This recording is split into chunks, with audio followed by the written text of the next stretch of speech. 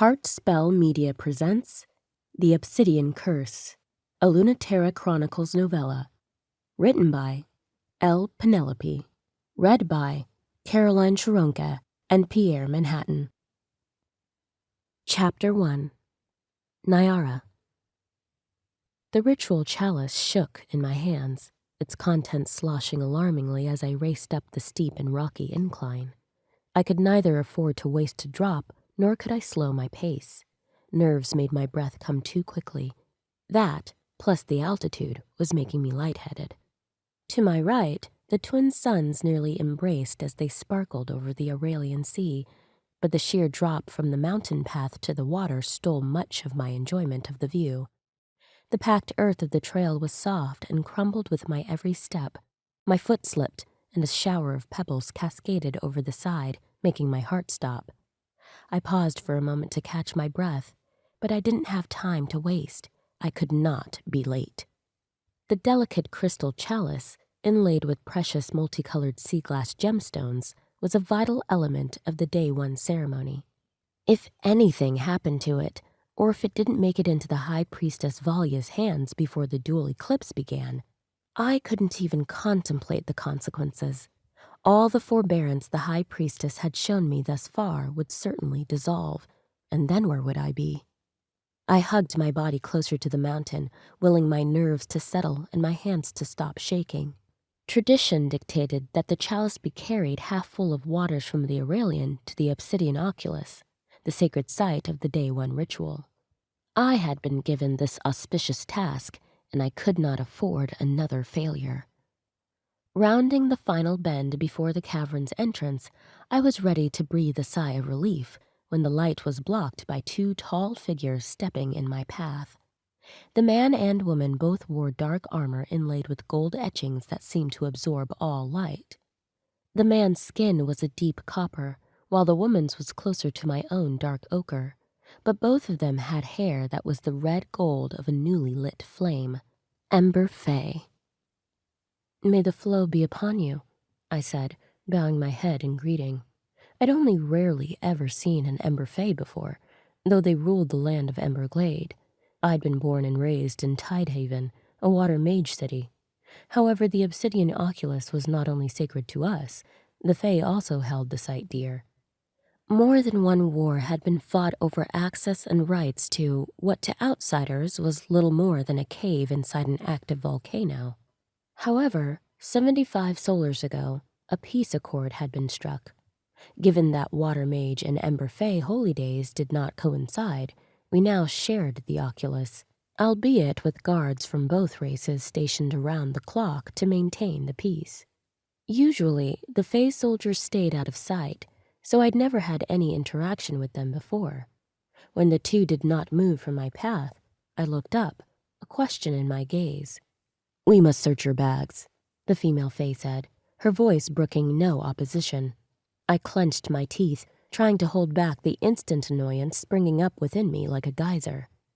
"That is not a part of the Oculus Accords." There, that was perfectly polite and mannerly, more like the gentle stream I was meant to be embodying. The male Fae answered in a deep, resonant voice. "The Accords state that in the event of a breach by one party, such methods may be taken by the other party to redress that breach." His tone made goosebumps rise on my arms regardless of the warmth of the day.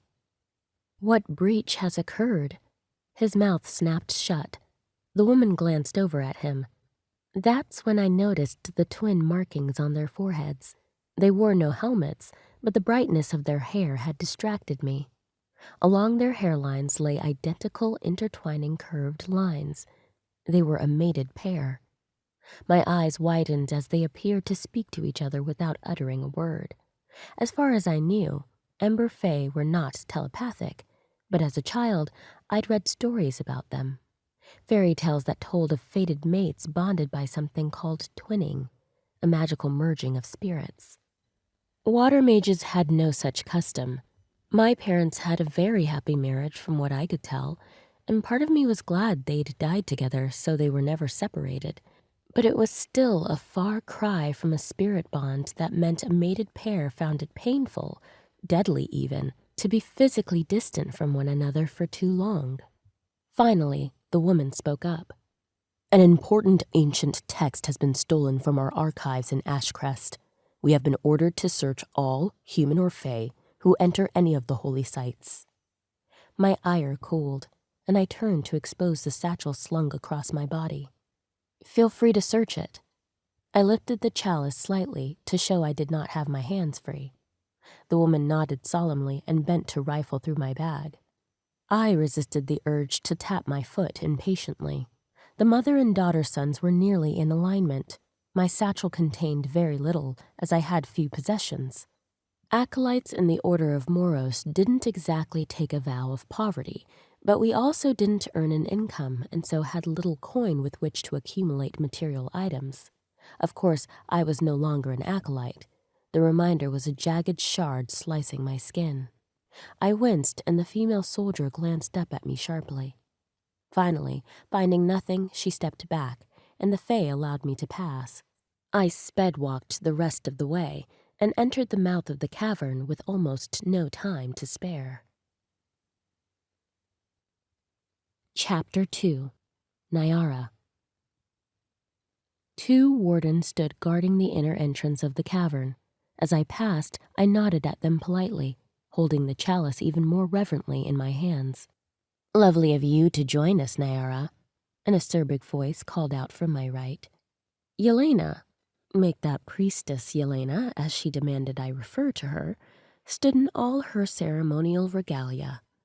Like the other priestesses, she wore a dress of ice blue embedded with crystals.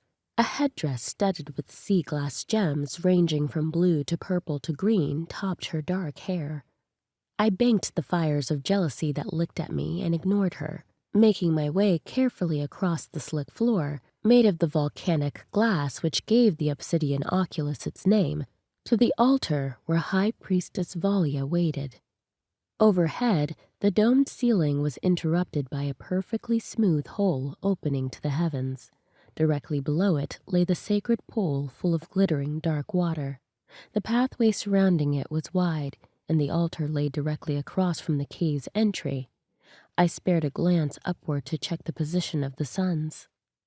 "Filling the day one chalice is quite a responsibility for a tide maiden," Yelena said, hounding my steps. "It is standard for the first tide maiden," I replied, taking the bait, then groaned internally.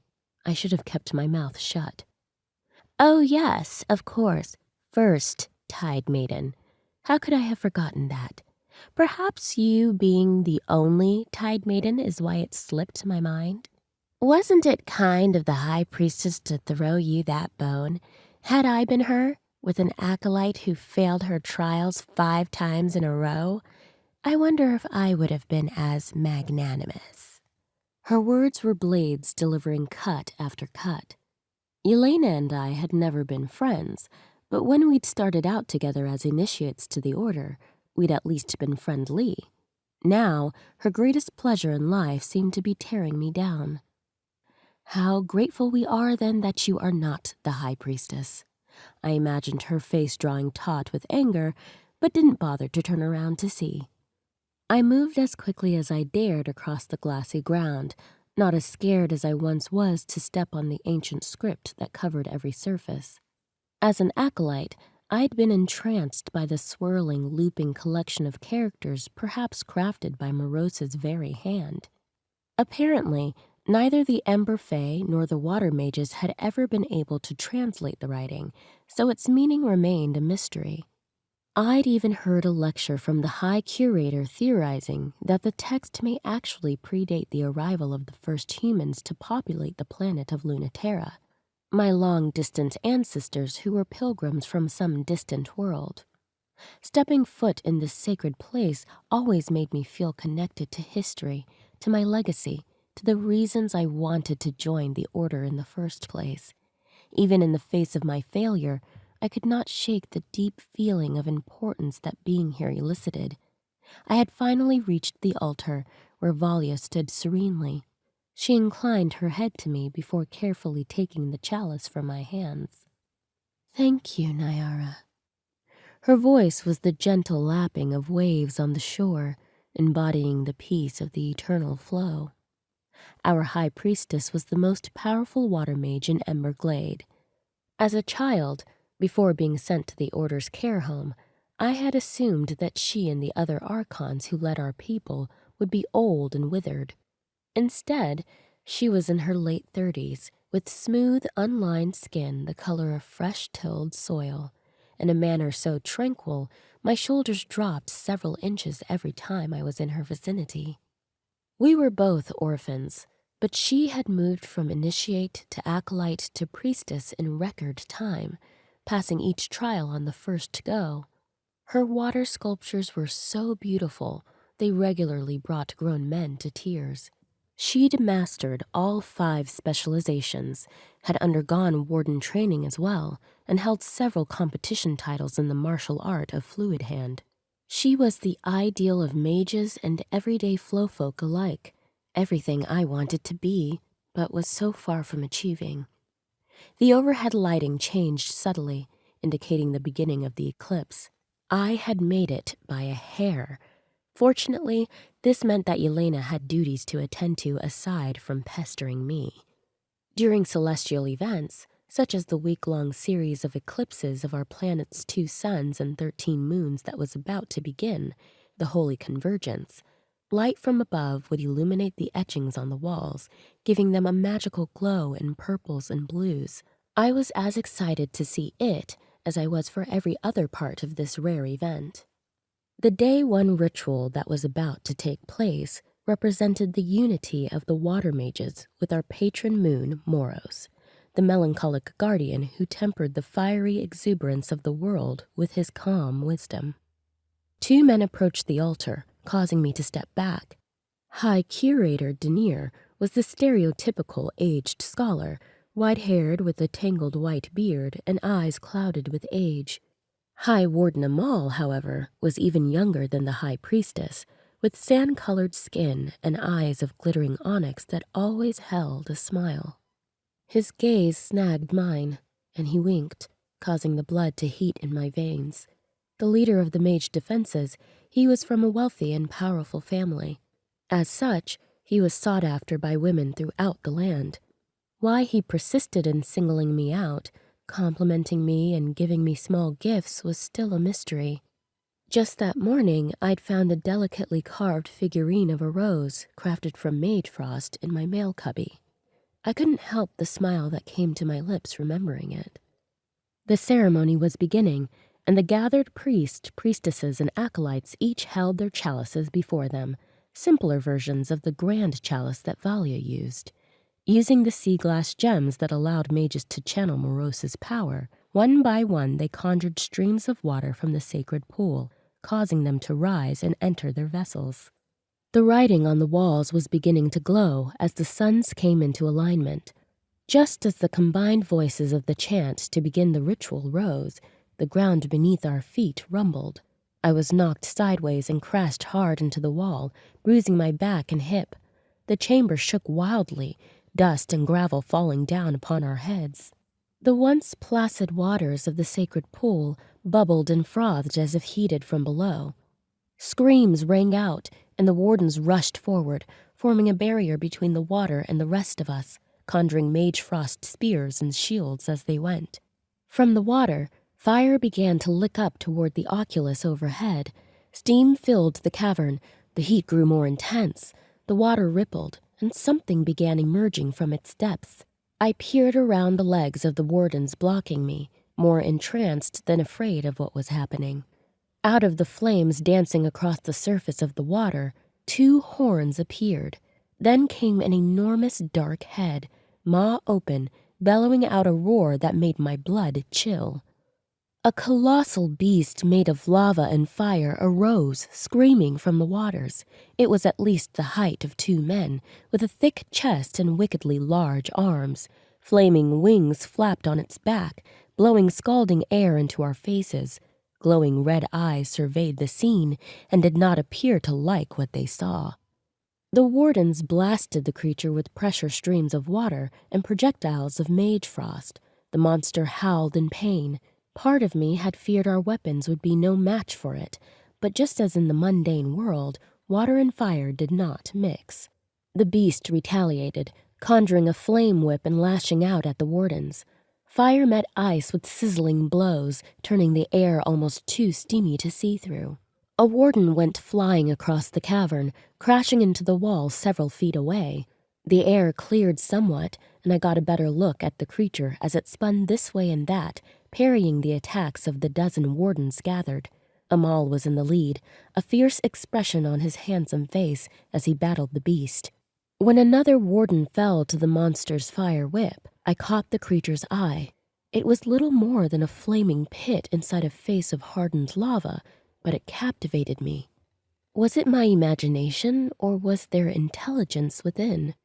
And though I knew it must only be in my mind, I could swear the beast was looking at me as well. I should have been terrified, cowering in fear like the others, but what I really felt was curiosity, the sense that this creature was more than it appeared. Suddenly, the monster stopped its thrashing and gave another ear-splitting roar. High Priestess Valia struggled to her feet and leaned on the altar. She gripped the egg-sized sea-glass gem she wore on a pendant around her neck and began to conjure. A bubble of water emerged from the pool, large enough to enclose the creature, and snapped in place around it. The monster thrashed and struggled and fought, but was unable to free itself from the water cage. The enormous sphere floated from the center of the pool to the side, settling on the obsidian path. High Warden Amal produced an enchanted sea-glass collar, one surprisingly large enough to fit around the creature's massive neck, and clinched it into place. As those around me slowly recovered from the terror and shock of the past minutes, I worked to catch my breath. That moment my gaze had collided with the beast was seared into my mind like a brand. Chapter 3. Niara. Those Ember Fae demons have much to answer for, Amal growled, setting this monstrosity upon us during our holy week. His hands tightened into fist, and he glared at the creature in question, which sat motionless in the water cage near the entrance to the cavern. So you believe this to have been perpetrated by the Fae? Valia asked, her elaborate headdress tinkling. The Day 1 ceremony had been completed, albeit more rushed than I'd ever seen it. Afterward, the 3 archons gathered in conference to discuss what to do. As was custom, the rest of us, all priests, priestesses, wardens, curators, and me, sat around the pool as witnesses to their deliberation. Who else could be behind this? Amal responded. Nothing like this has ever happened at the Oculus before. The Fae Guard stopped all our people as they entered the cavern. Perhaps their true purpose was to plant some kind of summoning device or work some other infernal mischief upon us in order to attack in this way. That would spit in the face of the Accords, High Curator Denier said, mouth contorted in outrage. It would be tantamount to a declaration of war. Do you put it past them? Amal spat. It is only through Morose's blessing that we have a fighting chance against them at all. The enmity between the Water Mages and Ember Fae was many hundreds of solars old, starting when they invaded this land that our ancestors had called home for generations. The peace accords, struck before any of us were born, were still considered new, and many deeply mistrusted them. Valia stroked the smooth surface of her sea-glass pendant the way she always did when pondering a big decision. The question remains, what do we do with it? It's clear this creature is very powerful. We do not know how many wardens would be needed to subdue it. My magic is keeping it in place, but only because I'm channeling Morose's power constantly in order to do so. It is a strain that cannot be kept up indefinitely. She didn't sound strained at all, but that was why she was High Priestess. The strength of this beast is immense, she continued. We cannot simply keep it caged forever. Quite true, Denier responded, stroking his long beard. After the Holy Convergence, we can scour the archives to determine if such a creature has been encountered before." Amal shook his head.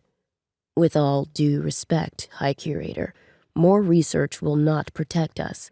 This thing is an abomination. It could have killed all of us today. A dozen of the best wardens we have could barely scratch it. I believe we should take it along with us to the royal wedding in Solmain and bring it to the Convergence Games, where the strongest warriors on all of Lunaterra will be gathered to compete. The combined might and magic of those gathered would certainly be enough to destroy this terror.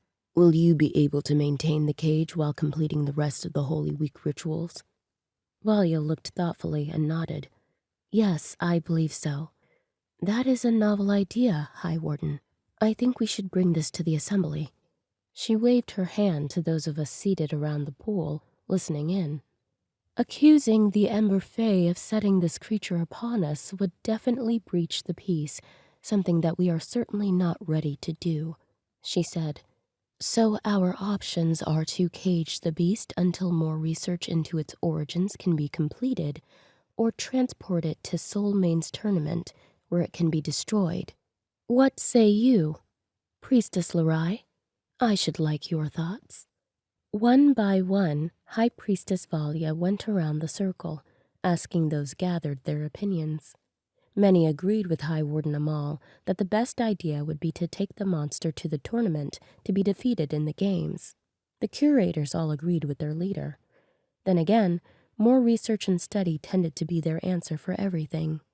Once everyone had been asked, I expected Valia to take it back to the Archons for the final vote. However, instead, she turned to me. "And you, Niara? What do you think?" My skin tingled uncomfortably as all eyes were cast my way. Me? I stammered. "Yes, dear. In conference, all opinions are heard." Valia's kindness warmed me, so I girded myself to answer. "Well, I'm not entirely sure why we can't just put it back where it came from." Snickers sounded around the circle. Yelena stared at me like I'd suggested eating babies for dinner. Amal's lips curved into a smile. "Your tender heart does you credit, Niara," he said. "But we cannot allow this thing to exist and potentially threaten others at this sacred site." He turned back to the Archons. "The majority of those assembled are in agreement with the tournament plan. What say you?" High Curator Denier tugged on his beard and nodded. Valia hummed for a moment before also giving her assent. "All right," Amal said. "Then what we must do is distract those 2 Ember Fae guards out front. If they did somehow plant this beast, we do not want them to know our plans. We must move the creature to the flotilla in secret and start our journey before nightfall." The ancient rules of the Holy Convergence meant that we could neither travel on land nor sleep on water during the ceremonial week. The Order's flotilla was already prepared to take us west toward the nation of Solmain, so that the 3 Archons might pay their respects at their royal wedding celebration in 2 weeks' time. Their tournament was just before the wedding, and the fact that both aligned with the Holy Convergence was fortuitous. As the first Tide Maiden, I had been excited for weeks to take this journey, my first outside of Ember Glade. But now, with the captive in tow, I wasn't so certain. I glanced again at the creature, currently subdued in its water cage. It sat in a disturbingly human position, knees up, arms around them, head bowed. The glowing embers beneath its thick hide of lava were dim. It looked like it was asleep. Still, an impossible thought clung inside my mind. Something deep within me was certain that the beast's attention was even then focused on me. Chapter 4. Niara. The Holy Convergence flotilla was made up of 13 vessels, one for each moon of Lunaterra. The High Priestess ship, Morose's Tear, a yacht named after a patron moon, sailed in the center of the others. Surrounding her were the other Archon's vessels. High Curator Niara's schooner, with its graceful bridges connecting the library, art gallery, and infirmary on board, and High Warden Amal's galleon, with its hull of reinforced steel crystal 6 feet thick and impenetrable. Surrounding them were the barges belonging to the Order, skiffs for the lower curators, and the maneuverable, highly armed cutters for the wardens. When the flotilla set off in late afternoon, there were only a few hours of travel remaining in the day. The mother's sun had already set, and the daughter's sun was heading to her rest. Though we eventually needed to travel west, we instead sailed to the northeast corner of Emberglade in order to dock for the evening. The locations for each day of the Holy Convergence were very specific. Each eclipse was only visible in certain places, and so we followed a path set out by the heavens instead of the most efficient route. The Day 2 ceremony would require a new robe for the High Priestess, and I busied myself packing her overnight bag as the ships prepared to set anchor for the evening. Once her tent had been raised on the sandy shoreline, I began preparing her quarters, laying out her night things, and inspecting every item she would need for the next day's ritual. Though these were my duties, my intense focus on them was not simply due to a desire to make sure everything was perfect. I was doing everything I could to drown out the sense of the creature's presence. The High Priestess's tent was in the center of the camp, while the beast was being kept at the edge, barely within reach of the mage-like globes that cast an aquamarine glow over everything.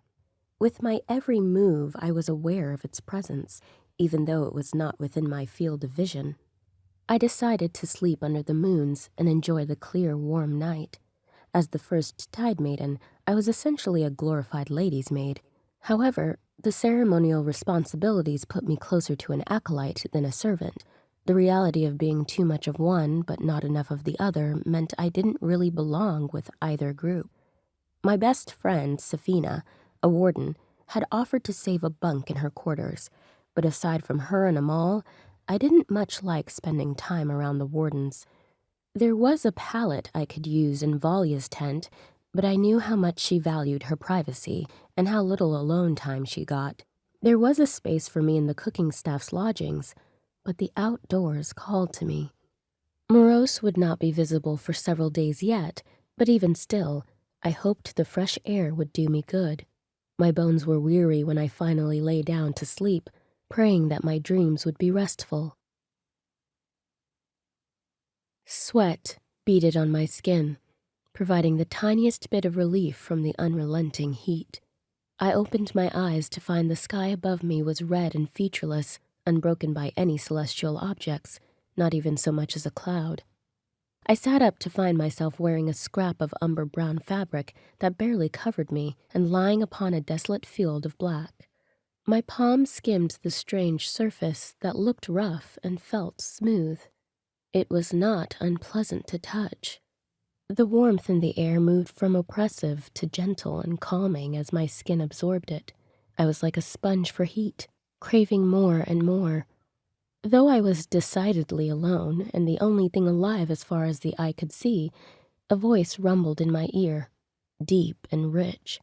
It caused a shiver to ripple across my skin, speaking words in an unknown language. Though the words were foreign, the tone was oddly enticing. The voice sparked a deeper heat within me, causing me to squirm where I sat. A compulsion, impossible to ignore, had me skating my fingers across my chest, just under my collarbone, and then lower, brushing over the tips of my nipples, which hardened at the contact, down between the valley of my breast to my belly and lower, to the space between my thighs that had begun pulsating with need. I whimpered, squeezing my legs together, seeking some kind of friction to relieve the ache. All the while, the voice brushed over me in waves, a soft scrape against my sensitive skin. From the collection of strange sounds, words I understood began to coalesce. "Does that feel good?" The silken, thunderous sound caressed my ear. There was no one nearby, no one for this voice to belong to. Still, part of me wanted to live inside of it. The vibrations rippled across me, through me, penetrating my skin until I could feel them inside of me, all the way to my tender core. Moments later, my fingers followed, brushing against the tight curls of my mound, and finally plunging inside my center, stroking wetly as the voice urged me on. Like that. Touch yourself just like that.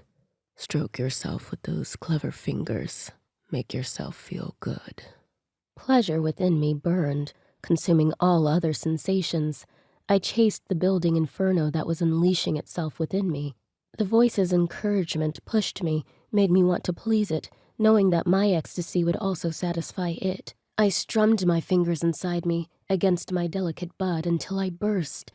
Endless lightning bolts of pure bliss sizzled through my body, seizing my limbs and making me cry out. I sobbed until the delicious tendrils of the peak faded, leaving me once more on the ground. The voice quieted, and I was left panting with heat searing me from the inside out. Chapter 5. Niara. I held my breath throughout the entire Day 2 ritual as the priests and priestesses created elaborate water sculptures under the eclipses of the moons Silvos and Rixus. Each man and woman puppeted their creation with masterful control, portraying the story of Moros bringing life to our ancestors, magical beings who shifted into creatures of the sea. Though after many generations of intermarrying with humans, water mages no longer boasted these transformational abilities and required sea glass gems in order to channel magic, we still honored those distant forebears several times a solar. While I'd always loved watching aqua sculpture displays, probably since it was the one I'd most wanted to master and failed the worst at of the 5 specializations, the restless sleep of the night before had taken its toll. I struggled to hold back yawns throughout the entire ceremony. The dreams I'd had were so vivid and unusual. My cheeks simmered recalling them, and though I knew it was unlikely that anyone was paying me any mind, even thinking about last night around others was making me self-conscious. Could it have been Amal's flirtatious glances that had sparked such charged fantasies, or had the loneliness just seeped too far into my soul? I couldn't remember ever having dreams like that before, and wasn't sure if I wanted more or not. Sweat broke out along my hairline, and I recognized the lie in my thoughts. I did want more, and not just in dreams but in real life. As a girl, I would stay up late into the night, long after lights out at the care home, reading stories of the Fae and their twinning. I would yearn for someone who would want to be close to me like that, someone I would never be separated from.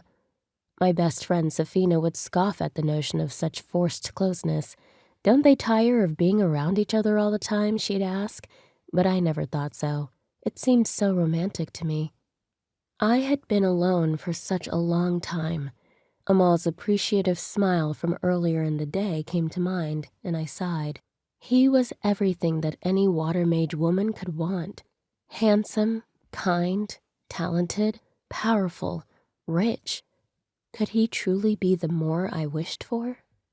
Regardless of my swirling thoughts, I managed to carry out my duties without a hitch and even earned an approving nod from High Priestess Valya.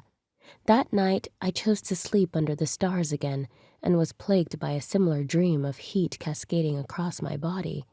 I woke with Silvos high in the sky above me, the greenish tinge of the forest moon especially intense. There was a pulse, a sixth sense deep within me, beating louder and louder. I could feel the beast in its cage across the camp, and that awareness was growing stronger.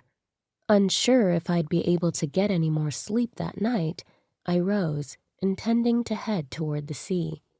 Since I was a girl, I'd found the sight and sounds of waves lapping against the sand calming. When I decided to join the order, or attempt to anyway, I would often take refuge at the seashore and pray that the tranquil waters would help to mold me into the proper shape of one of Moros's children, serene, patient, and wise.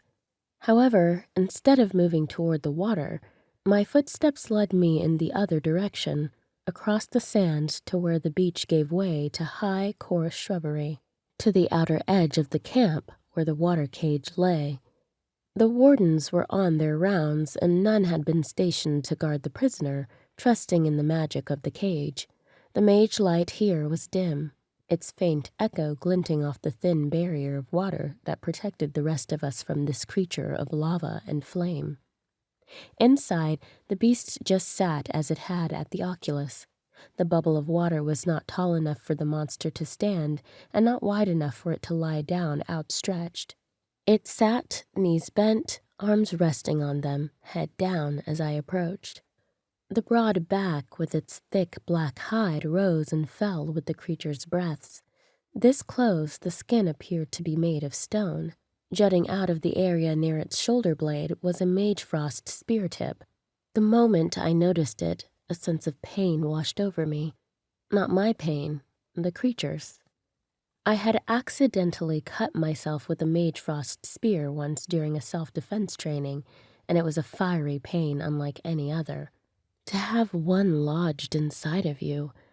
The beast was already subdued, the enchanted collar around its neck no doubt holding a docility spell. Was there any reason to torture it further with this wound? I looked around to ensure I was alone. I had no qualms about what I intended, but explaining would be difficult. Then I eased my arm through the water cage. I could reach in easily and be able to retract my arm, though if I entered it fully, I would be stuck. The jagged shard of mage frost was, of course, cold to the touch. I plucked it from the creature's shoulder and dropped it onto the sand, where it melted with a sizzle. Strange. It must have had some extra enchantment on it. Normally the magic would have held its form. The beast didn't move. Though I should have been grateful it didn't react with a roar or by trying to bite my arm off, I was a little disappointed. I was just pulling my arm out of the sphere when a voice sounded in my head. A familiar voice. "Thank you," it rumbled. "That was very painful." I stumbled back in shock and tripped over my feet, falling onto the sand. Keeran. Though I cannot see her behind me, the sound of her falling makes me wince. I did not intend to scare her. Slowly, she gets to her feet and approaches my enclosure once more, walking around until she's within my eyesight.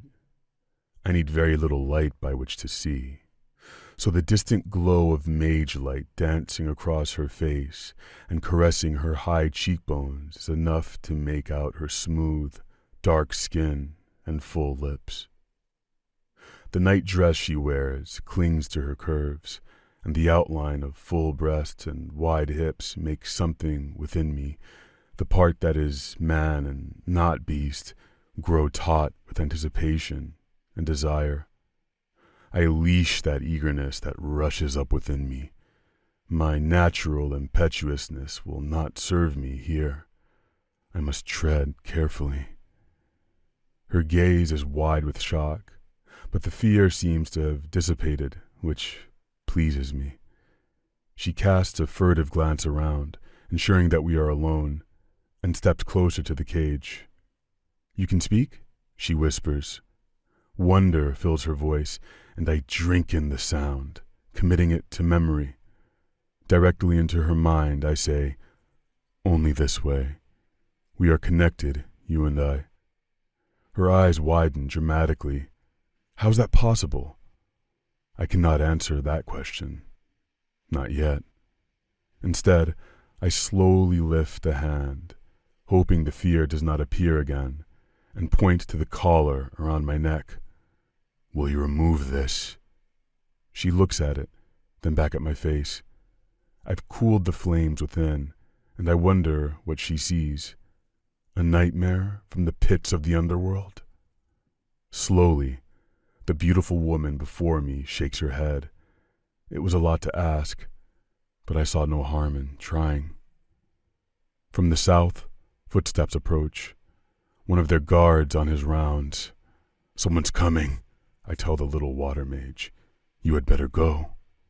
She blinks rapidly, peering around, though the guard is still too far away to be seen. Then she gives me one more curious glance and darts away, feet light on the sand. A minute later, the guard marches up and peers at me through the barrier of water. I open my eyes, bringing the fire into them I'd banked for the young woman, looking every inch the terrifying beast they tried to kill. The man jerks back, pungent fear wafting from him. I should have asked her name. I have listened carefully for it, but even my elevated senses have not managed to catch it. But I am confident that her curiosity will spark again, and she will seek me out. I look forward to that very much. Chapter 6. Niara. I tripped 3 times racing away from the beast's cage, the echo of its voice still reverberating in my mind. It wasn't possible, was it? This savage creature that had emerged out of the volcano and whom we had subdued could speak telepathically? Nothing about this made sense. I needed to find someone I could talk to. I wasn't certain of the warden's schedules, but I raced to the bunk Safina had pointed out to me and peeked my head in the doorway. Several women slept soundly on their pallets, but my best friend's, covered by one of the 2 poorly crocheted blankets we'd made as teens that she took on every assignment, was empty. I turned to leave and bumped into a taller figure entering the tent. Safina was wrapped in a bathing sheet, having just come from the bathhouse. She grabbed my shoulders to halt my escape. You look like you've just seen a ghost, Niara. I need to talk to you. Whatever she saw in my face made her expression grow serious. 2 minutes, she said, and raced inside to dress.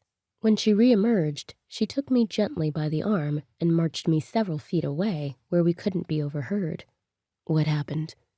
I told her about the dreams, of waking up and finding myself at the creature's cage, of removing the shard of mage frost from its back, and then of what it said to me. As I spoke, nothing in her expression changed, but I knew her well enough to recognize the tiny signs of amusement and concern in the crinkling of her eyes. You're certain it wasn't some kind of trick? What kind of trick would it be? And even if it was, if the creature is intelligent enough to trick me in this way, it's not the mindless monster that we should be carting off to the tournament to be killed. My breathing was fast and my heart rate elevated. We should try to talk with it, parley or something.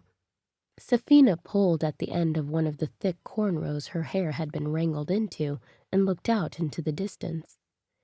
You should take this to High Warden Amal. He will know what to do. They might even call a conference over it so that the Archons can discuss. I nodded. Yes, that makes sense. I don't want to burden High Priestess Valia, since she already has so much on her plate. I'll speak with Amal in the morning. He plans to sail with Valia tomorrow anyway, Safina advised. Thank you for listening to me. I opened my arms, and she pulled me into an embrace. Always, she said. We are sisters by choice, not by blood, and I will always be here to listen to you. If you would just go to the warden training, we could serve together. I pulled away and shook my head, then tugged at the end of one of her braids. Not having this discussion again. You know my fluid hand skills are terrible, and I can't conjure a mage frost blade to save my life. Though she was a head taller and several stones heavier than me, our bond created as orphans was solid. It would have been nice to serve the order together, but there was no area of magecraft that I hadn't failed terribly at. I trudged back to my pallet behind Valia's tent and dragged it into the kitchen staff's quarters, not wanting to sleep alone that night. Then I fell into a fitful sleep, without the erotically charged dreams I'd had before, but still hearing echoes of a powerful voice rumbling in my head. The rising wind whipped my hair back, causing the beads at the ends of my many braids to tinkle. I lifted my head to the mother and daughter suns to feel their warmth on my skin as the ship pitched gently beneath my feet. The deck swayed in a lulling rhythm that was slowly becoming familiar to me. Breathing deeply of the salt-laden air, I willed calmness into my bones. Day 3 was a travel day with no eclipse until the wee hours of the morning. The flotilla traveled at a sedated pace, slicing through the azure waters, the route mapped out carefully to ensure that we would be in visible range of each celestial event on the proper day. Since breakfast, the Archons had been in private conference with one another, and I'd been patiently waiting. Shortly before lunch, Amal emerged from the High Priestess's cabin. I stood so swiftly from my place outside the door to greet him that my head swam. He grabbed my arm to steady me. "Thank you," I said, basking a bit in the light of his gleaming smile. Niara, His voice glided over my skin. I was hoping to catch up with you. Really? There's also something I need to speak with you about. Come. He led me down the steps below deck and over to a quiet nook with a portal window looking out into the waters of the sea. Once we were seated, I began my tale with no preamble. I left out some details, such as the nature of the dreams and the fact that I removed the Mage Frost shard from the beast's shoulder, telling him instead that the creature spoke to me as I passed by on a late-night walk to clear my head. Amal's brows furrowed as he listened. You're saying the beast spoke to you in your mind? Yes, and it was intelligent, almost cultured, like it had been educated. I don't think it's the feral creature that we've assumed.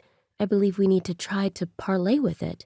Perhaps it can tell us why I can hear it and others can't. Or maybe it's just that no one else listened.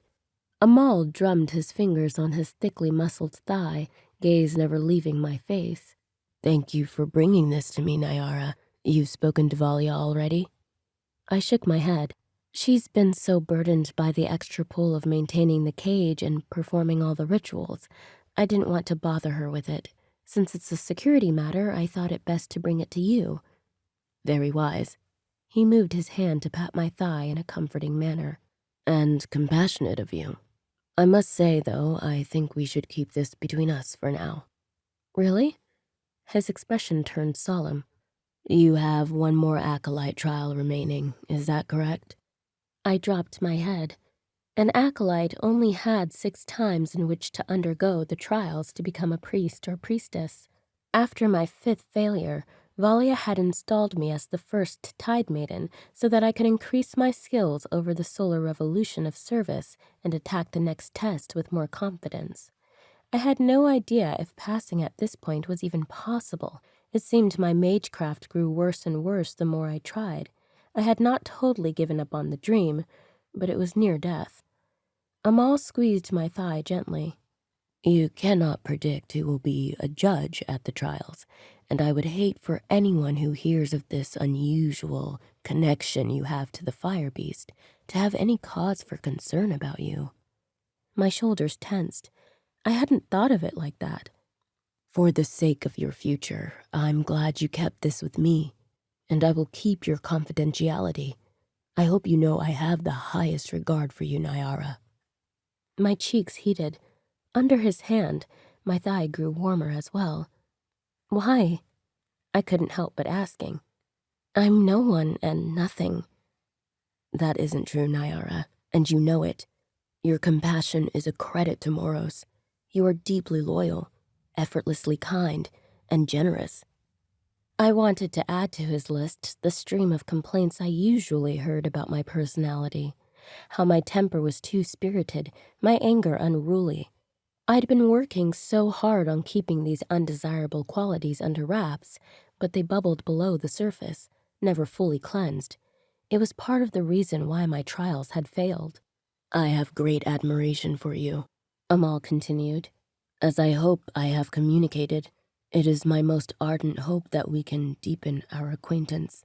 His hand slowly stroked my leg as he spoke. The sensation wasn't unpleasant, and a tremulous ache in my chest punctuated his movement.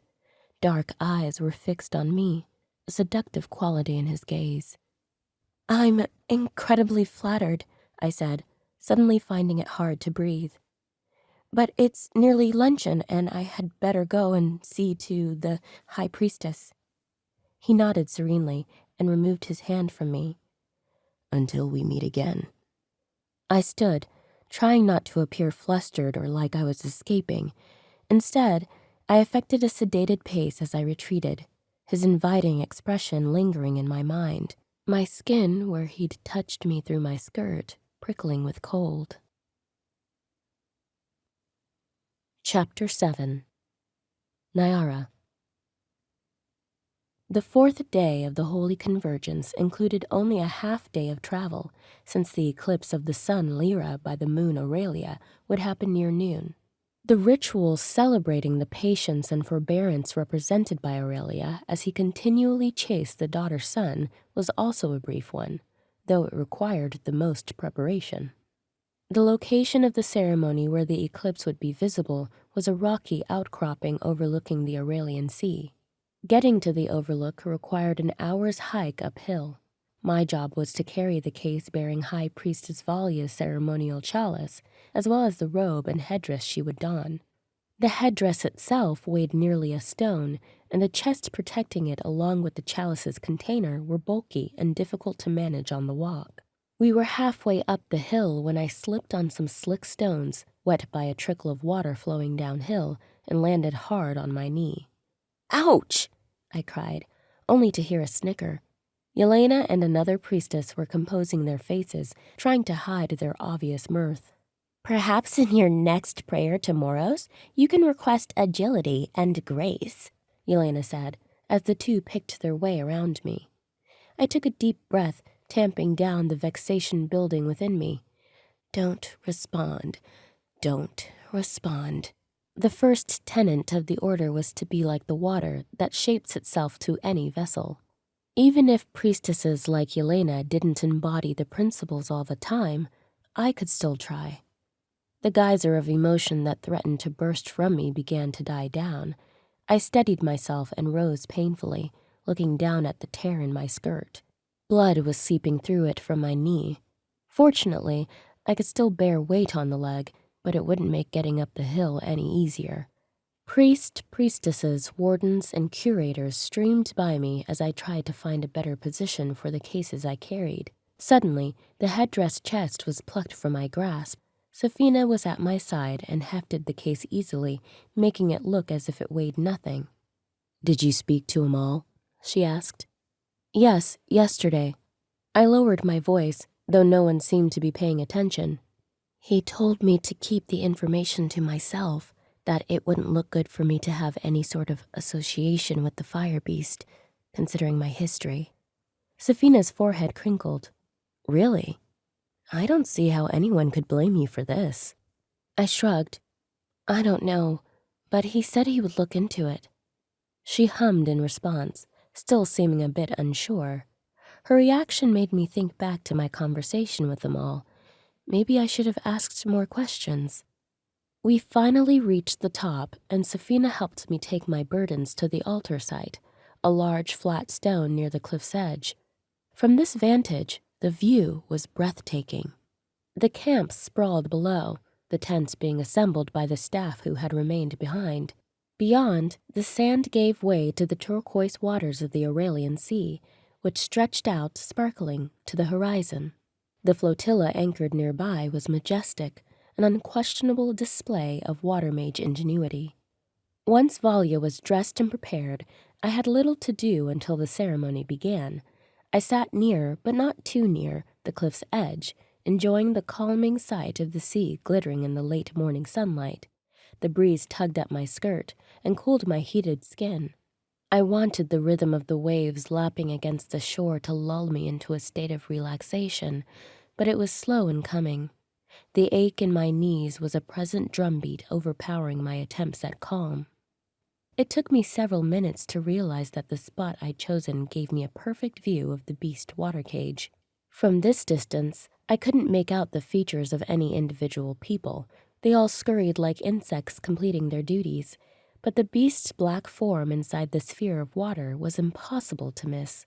Within the span of darkness making up its body, 2 pinpricks of orange flashed. It was looking at me.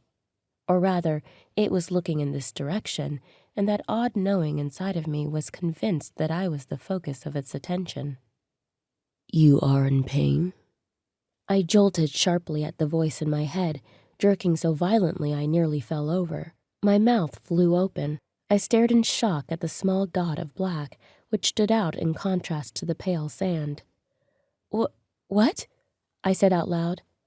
You are hurting, the creature responded. You can hear me? You don't need to speak aloud for me to hear you. As I said, we are connected, and I can feel you, just as you can feel me. The voice was so low it was almost a growl, but the words were sure and direct. Could I feel the creature? I focused, filtering through the emotions within me. I was in pain, my knees stinging and throbbing along with the rest of my muscles. Emotionally, I was spent, tired, confused, and a little afraid. However, I discovered a sense of calm within me that was not usually there. Also a feeling of outrage, like day-old banked coals on the cusp of dying that could be easily revived. How is this possible? This time I thought the question. There is a great deal of magic in this world, It responded. What is your name? Was there any harm in answering? Especially to a creature who could read my mind. I'm Niara. Can you hear all my thoughts? No, Niara. Only the ones you direct toward me. My name in its fathomless voice made my skin feel elastic across my body. This was a very intimate way of communicating, and I felt like I was doing something illicit, like I should worry about being caught. Do you have a name? I asked. Not at the moment, the creature said, which I found a very strange reply. Will you come and see me again tonight? I didn't know how to answer that. Such a thing was certainly a bad idea, and yet the pull to comply was strong. I was saved from answering by the ringing of the ceremonial chime. The day 4 ritual was beginning. I rose and brushed off my skirt, attempting to push all thoughts of the beast from my mind as the moon slid into place, covering the daughter sun. But for the rest of the afternoon, I didn't feel quite so alone. Chapter 8. Niara. I was dreaming again. I found myself in the same land with the red sky overhead and the black earth beneath my feet. This time I was walking, and though pockets of steam geysered up from the ground every few feet and I could tell the place was searing hot, my bare feet were unscathed and the temperature didn't bother me in the least. I did not know my destination, but it soon became clear. A bed appeared before me in the middle of the vast wasteland. The thick mattress was covered in black sheets, and black flowing gauzy curtains enclosed it. I approached and laid down on the most comfortable mattress I'd ever felt. It was like a pillow beneath my body, cradling me gently.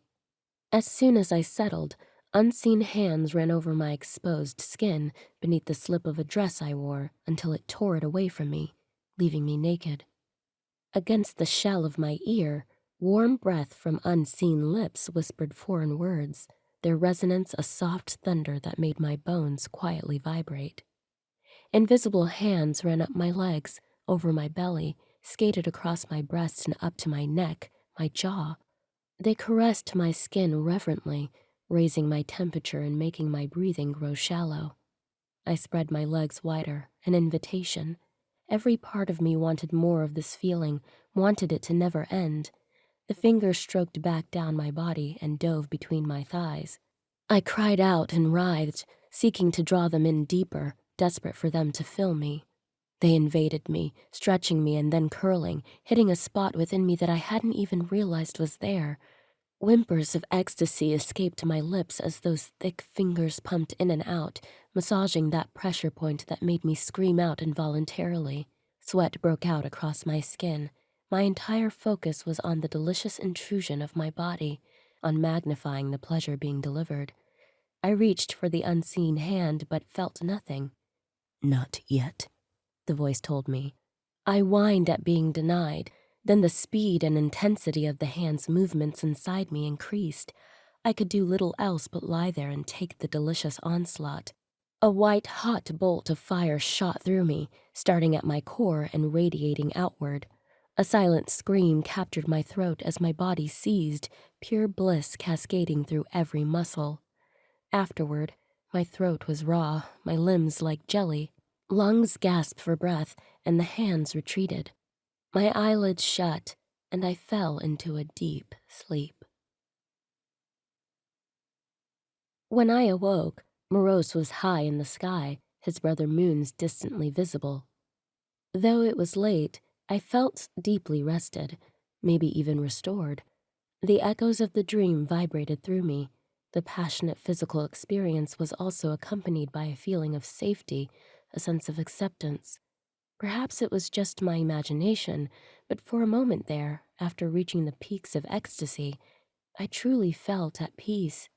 I blinked, staring up at the melancholic guardian to whom the water mages owed so much, wondering what he wanted for me.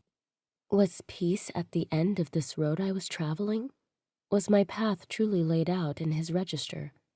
Was I walking in the direction he'd laid out? Unable to stop my thoughts from spiraling, I rose and slipped quietly out of the tent so as not to wake any of the cooking staff. My feet whispered across the sand, my mind back in the dream. That voice whispering deep inside me. I was moving automatically, but my destination was inevitable. He was waiting for me. "You're back," His voice growled in my head. So familiar. The voice from my dream, the beast in my mind. A warden stood guard 24 feet away on the other side of the cage, his back to me. He could not see me in the gloom, but he was still closer than I would have liked. I crouched, peering up at the creature, unable to make out any of his facial features in the dark. "How is this possible?" I asked him mentally. "How are you in my mind and in my dreams?" He opened his eyes, and those glowing embers trapped me in place. There was nothing human in them, but the intelligence there was impossible to ignore. "I cannot explain it," he replied, appearing to choose his words carefully. Cannot or will not. Those molten eyes pulsed with light, but he did not respond. Being this close to him was like a soothing balm across my skin, cool water on a burn that eased an anxiety within me that I hadn't realized I had held. I craved proximity to him. It made no sense.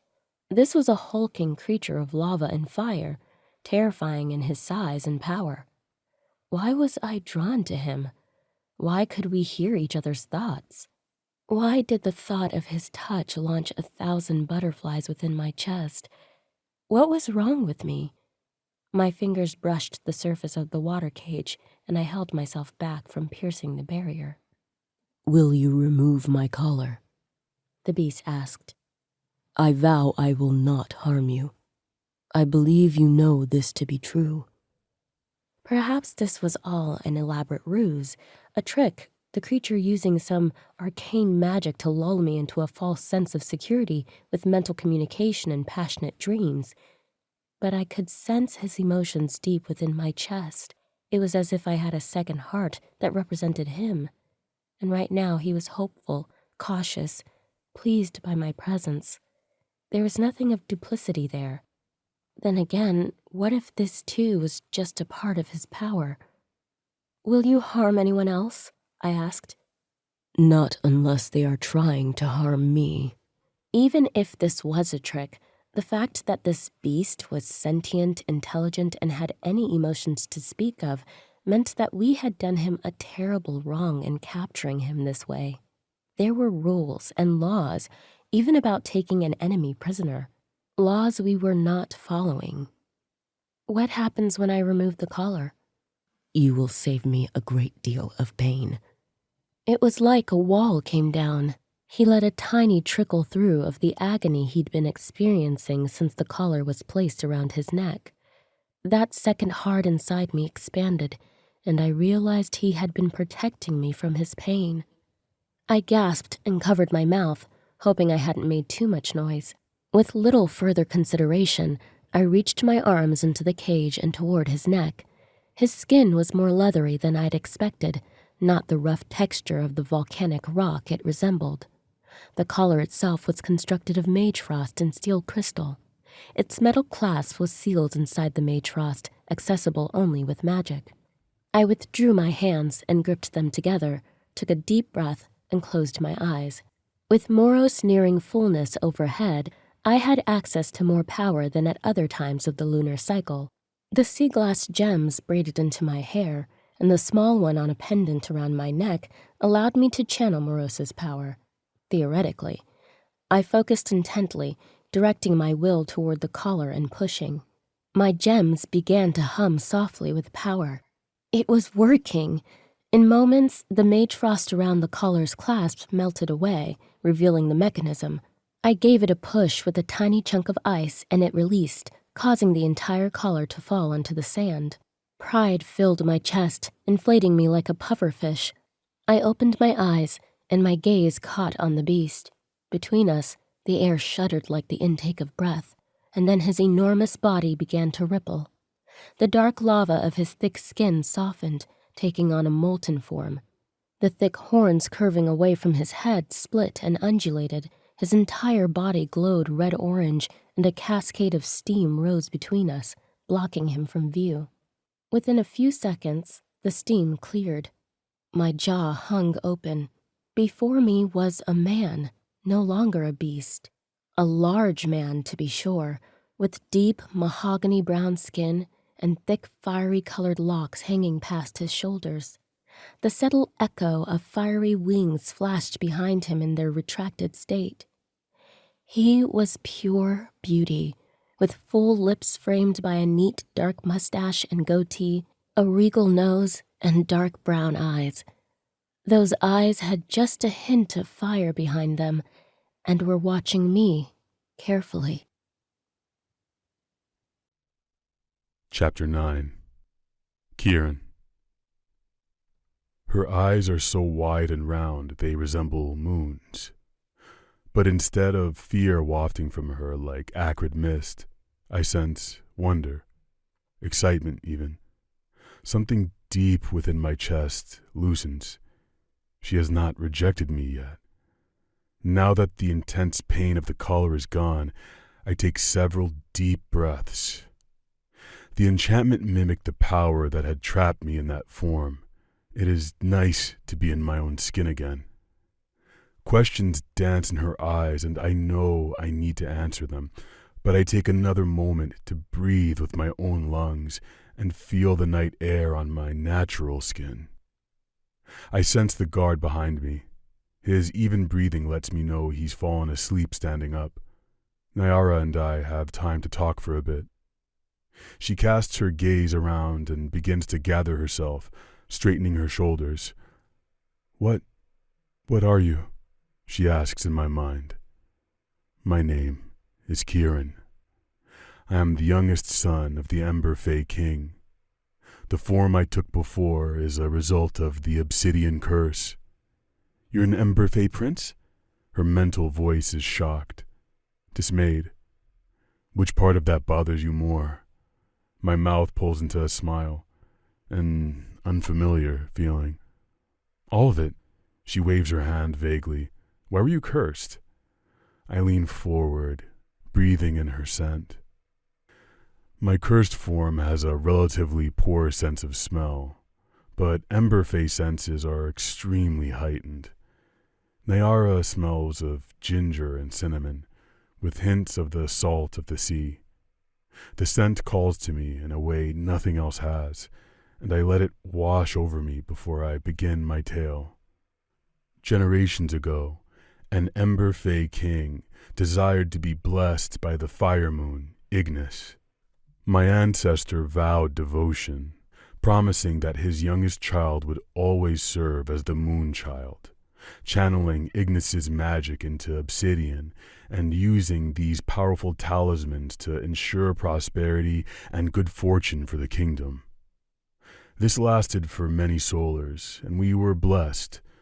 But my grandfather was greedy, and instead of accepting the gift of the blessing, asked his moonchild son to steal the power of Ignis. How would he do that? She asks. Limits were placed onto how much of Ignis's power could be channeled. My grandfather sought to have his son, my uncle, funnel enough magic from the moon to fill the entire obsidian oculus. The entire chamber would have become a talisman, giving its wielder near unlimited power. Her lips round to form an O. Exactly. It was right after the Oculus Accords were signed, and my grandfather, though he signed the treaty, had no real wish to share the holy site with your people. My uncle did as he was instructed and attempted to channel a massive amount of power into the Oculus. Of course, Ignis was not pleased at this faithlessness. In retaliation, our great moon cursed the bloodline. Each youngest child, when we come of age, must be sacrificed to the volcano and transformed into the creature you saw. She presses both hands against her mouth, tears welling in her eyes. My arms twitch, wanting to reach out and comfort her, but I cannot. Not yet. My father had seen what had befallen his beloved youngest brother and had hoped he could spare me. He tried to bargain with Ignis to no avail. On my 20th solar, I transformed into the beast. The memory of that first painful transformation comes over me, and I wince. I had rampaged through the castle grounds, not quite believing what was happening to me. It had taken a dozen king's guards to subdue me, and then my family tearfully transported me to the Oculus. Deep within the volcano, I exist in a sort of hibernated state. I'm aware of the passage of time, but tears drip down her face. It's agonizing not to be able to wipe them away for her. But what? She asks. But I am not in pain. She sniffles and scrubs her cheeks with her palm. How long have you been in the volcano? 10 solars. During our rituals, I'm able to speak with my family and learn some of the events of the day. You do not need to cry for me. She shakes her head, and her multitude of braids tinkle, the little glass beads on their ends like chimes. What made you come out during the day 1 ritual? She asks. The warmth within me at being near to her, at seeing all of her little reactions, cools. I look down at the ground, my hands tightening into fists. I was summoned, I tell her. One of your people somehow got hold of an ancient ritual and brought me out of my sleep. Her body grows rigid. Astonishment is quickly followed by anger, an intense rage that I did not believe water mages could access. Their entire society is based on following the principles of Moros. Introspection, adaptability, calm, and balance. The historical cause of conflict between our two peoples has been rooted in the water mage's lack of intensity. For Ember Fae, passion is the point of existence. Moros is meant to temper the heat of Ignis, but we, Ignis's children, were meant to burn. Niara, I am in your debt for releasing me. You have my deepest thanks. I reach my hand forward until it barely grazes the edge of the water cage. She blinks rapidly, staring at it, before reaching her arm through the barrier and grasping my forearm. Her skin is cool. Mine is warm. Where we touch, a tiny, sizzling column of steam rises. She sucks in a breath. The draw I feel toward her is so intense it frightens me, scares me. I cannot tell her everything I know, but the sound of footsteps approaching causes the guard nearby to jolt to wakefulness. You must go now. Someone is coming. Her gaze darts around, and she releases my hand. My fingers shiver at the loss of contact. What will you do now? She asks. As she stands, I concentrate on the heat within me and ripple, transforming back into the beast. Without the magic of the collar, I have control. I can stay in human form for short periods, but being away from the volcano is slowly draining me. I don't tell Niara this. I grasp the collar. which is now just an inert piece of jewelry, and replace it around my neck. At her confused expression, I smile, knowing the display of sharp teeth is frightening in this form, but that she will not be afraid. I will bide my time until I know who summoned me and why. She retreats, walking backward into the shadows. Will you come back tomorrow night? I ask her. The darkness swallows her before she responds. Her simple yes causes my heart to beat faster. I will be waiting. Chapter 10. Niara. The 5th day of the Holy Convergence dawned with 2 halos around the mother and daughter suns, a rare and unexpected phenomenon that the Order would no doubt interpret as an auspicious sign. For me, it felt like a warning, bright rings of fire watching me from above. I'd barely slept after returning from my encounter with Keeran, an Ember Fae prince, first cursed as a young man and then summoned by water mages against his will. That meant that one of us wanted him captured. Someone knew exactly who and what he was, but who could it be? Only a priest or priestess would have the ability to channel enough power in order to summon an Ember Fae. As much as I wanted to entrust High Priestess Valia with this information, part of me was afraid. Could it have been her? She was the most powerful mage, and if she wasn't the culprit, as I desperately hoped, would she believe me? I decided I needed to speak with Amal again. As the High Warden, he was tasked with our protection and security. While he was a martial arts expert, his magecraft was not such that he could have summoned Keeran. The threat the traitor posed to the mages was great, and he would certainly have better ideas on how to flush this person out. As the camp was being struck, I moved purposefully through the flotilla. The vessels were anchored close together, connected by floating walkways that bobbed gently with the waves. When we departed, they would be retracted, but they aided in loading and offloading all the camp supplies. The wardens usually kept to a predictable schedule, doing training and drills in the hour after breaking their fast. I spotted Safina going through the forms of Fluid Hand, her lithe body making the martial art look like a dance.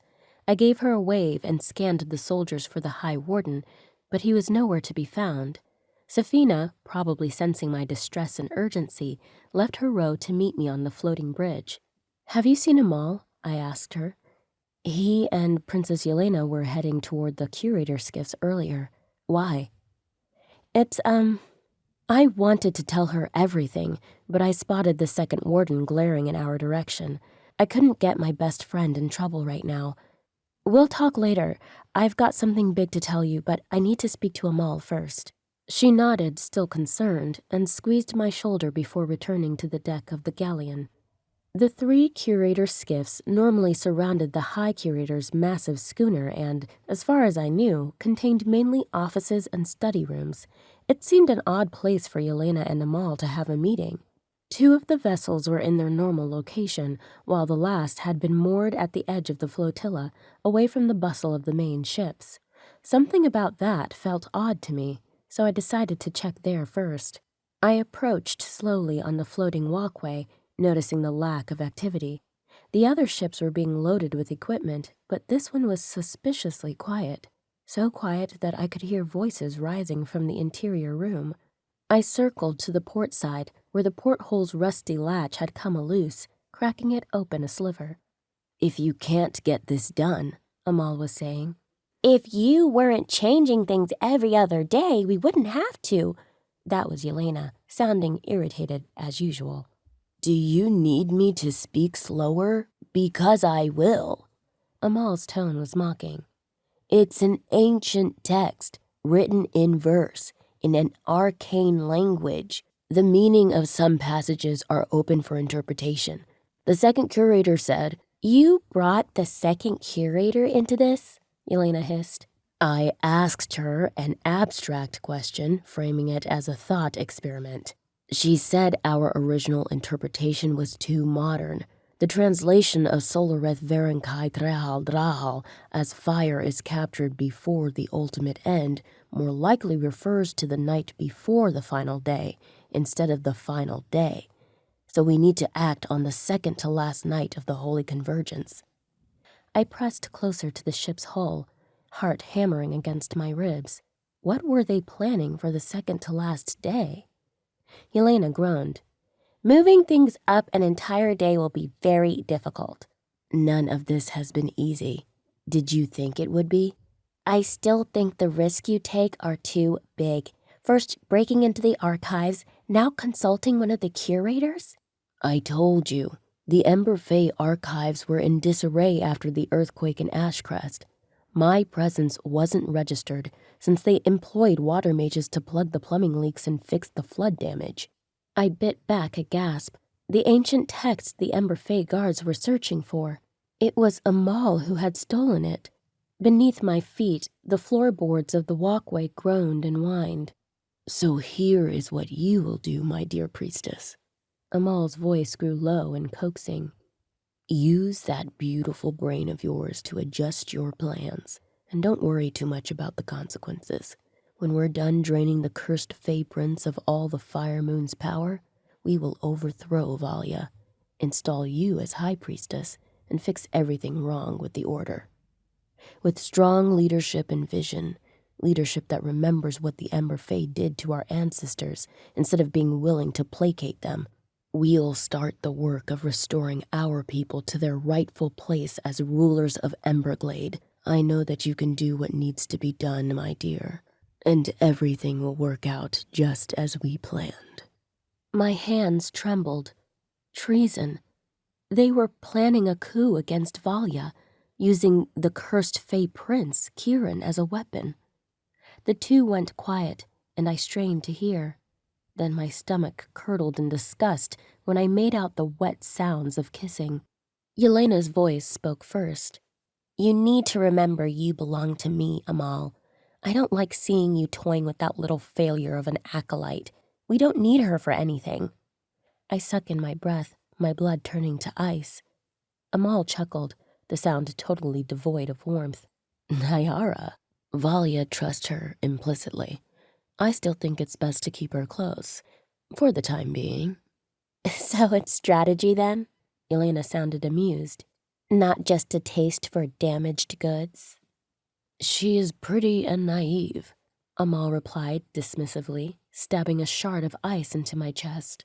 And considering she has some kind of strange connection to our fire beast, she may even be more useful than I previously thought. But the hour grows late, my dear. We can't afford to tarry.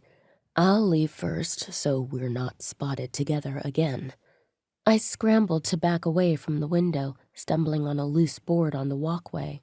I was just steadying myself and beating a hasty retreat when a voice called my name. Niara?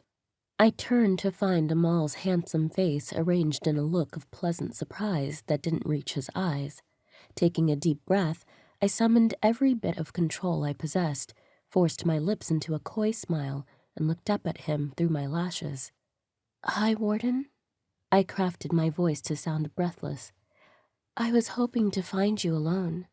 After our conversation yesterday, well, I couldn't stop thinking about what you said about deepening our acquaintance. Pretty and naive. He didn't think much of me, so I tried my best to give him what he expected. Stepping closer, I put a little extra sway in my hips. Perhaps we could arrange a time for later to get closer? Amal studied my face carefully. I held my breath, wondering if my racing heart would give me away. Then his stern expression smoothed into a charming smile. Yes, that would be most agreeable. This evening, let's plan to meet after last meal. I'll be looking forward to it all day, I whisper as seductively as I could manage, and then turn to walk away. I moved at a measured pace, feeling his eyes on my back. Only when I was on the shore once more, hidden behind a stack of crates, did I allow my knees to give way. I crumpled onto the sand, body shaking with pain and fury as the reality of their betrayal washed over me. Amal and Yelena had stolen the Ember Fae text. They had summoned Keeran. They were planning to overthrow Valya. And all this time, Amal had been manipulating me, using my feelings, laughing at me behind my back. Niara. Keeran's voice touched my mind, gentle with concern. Your distress. I can feel it. What's wrong? I pressed my palms against my eyes, trying to steady my breathing. I know who summoned you, I replied. The High Warden and one of the priestesses. They're planning to use you in some sort of ritual in 2 nights to steal your power and overthrow our High Priestess. There was a pause, and hot anger sparked in that second heart within me that belonged to him. How did you learn this? I overheard them. I'm not sure if they suspect that I know. Then you might be in danger, he responded. They underestimate me. My thoughts raced. If I told Valya, would she believe me over the High Warden? If I confided in Safina, would I be putting her in danger? I wasn't sure who to trust with this, but one thing was certain. I needed to get Keeran away from here as soon as possible. Be ready tonight, I told him, rising to my feet and straightening my shoulders. For the first time in my life, the turbulent emotions within me, the anger, the betrayal, the outrage, didn't feel like weakness to be suppressed. They felt like fuel for a fire that had been waiting to ignite. Chapter 11. Niara. That night there were no dreams because I did not sleep.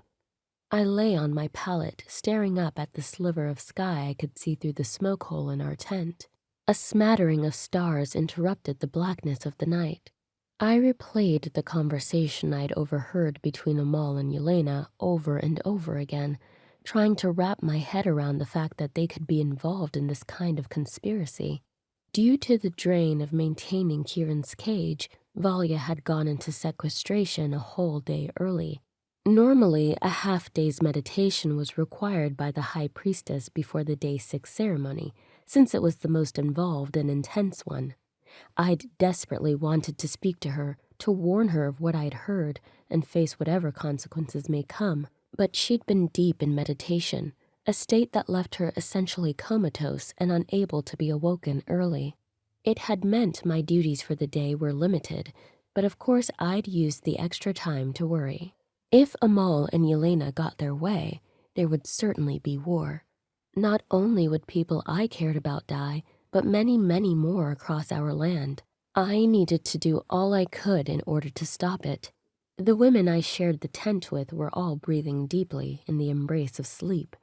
When no one had stirred for 2 hours, I rose on wobbling legs and left the tent. Resolve plus the fiery, bubbling anger within me fueled every step I took. I crossed the camp cautiously, avoiding every warden I saw until I reached Keeran's prison. As usual, he was positioned at the edge of the sandy shoreline where it met the waist-high grasses. He looked up at my approach, eyes glowing orange-red.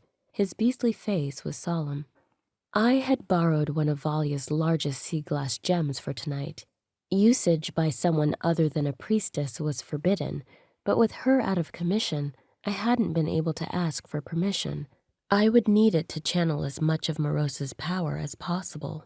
The melancholic guardian was several nights away from being completely full, and overhead, the cloudless sky revealed him in all of his glory. However, that meant the camp was relatively brightly lit for the middle of the night. Thankfully, there were no guards stationed directly near Keeran's prison at the moment.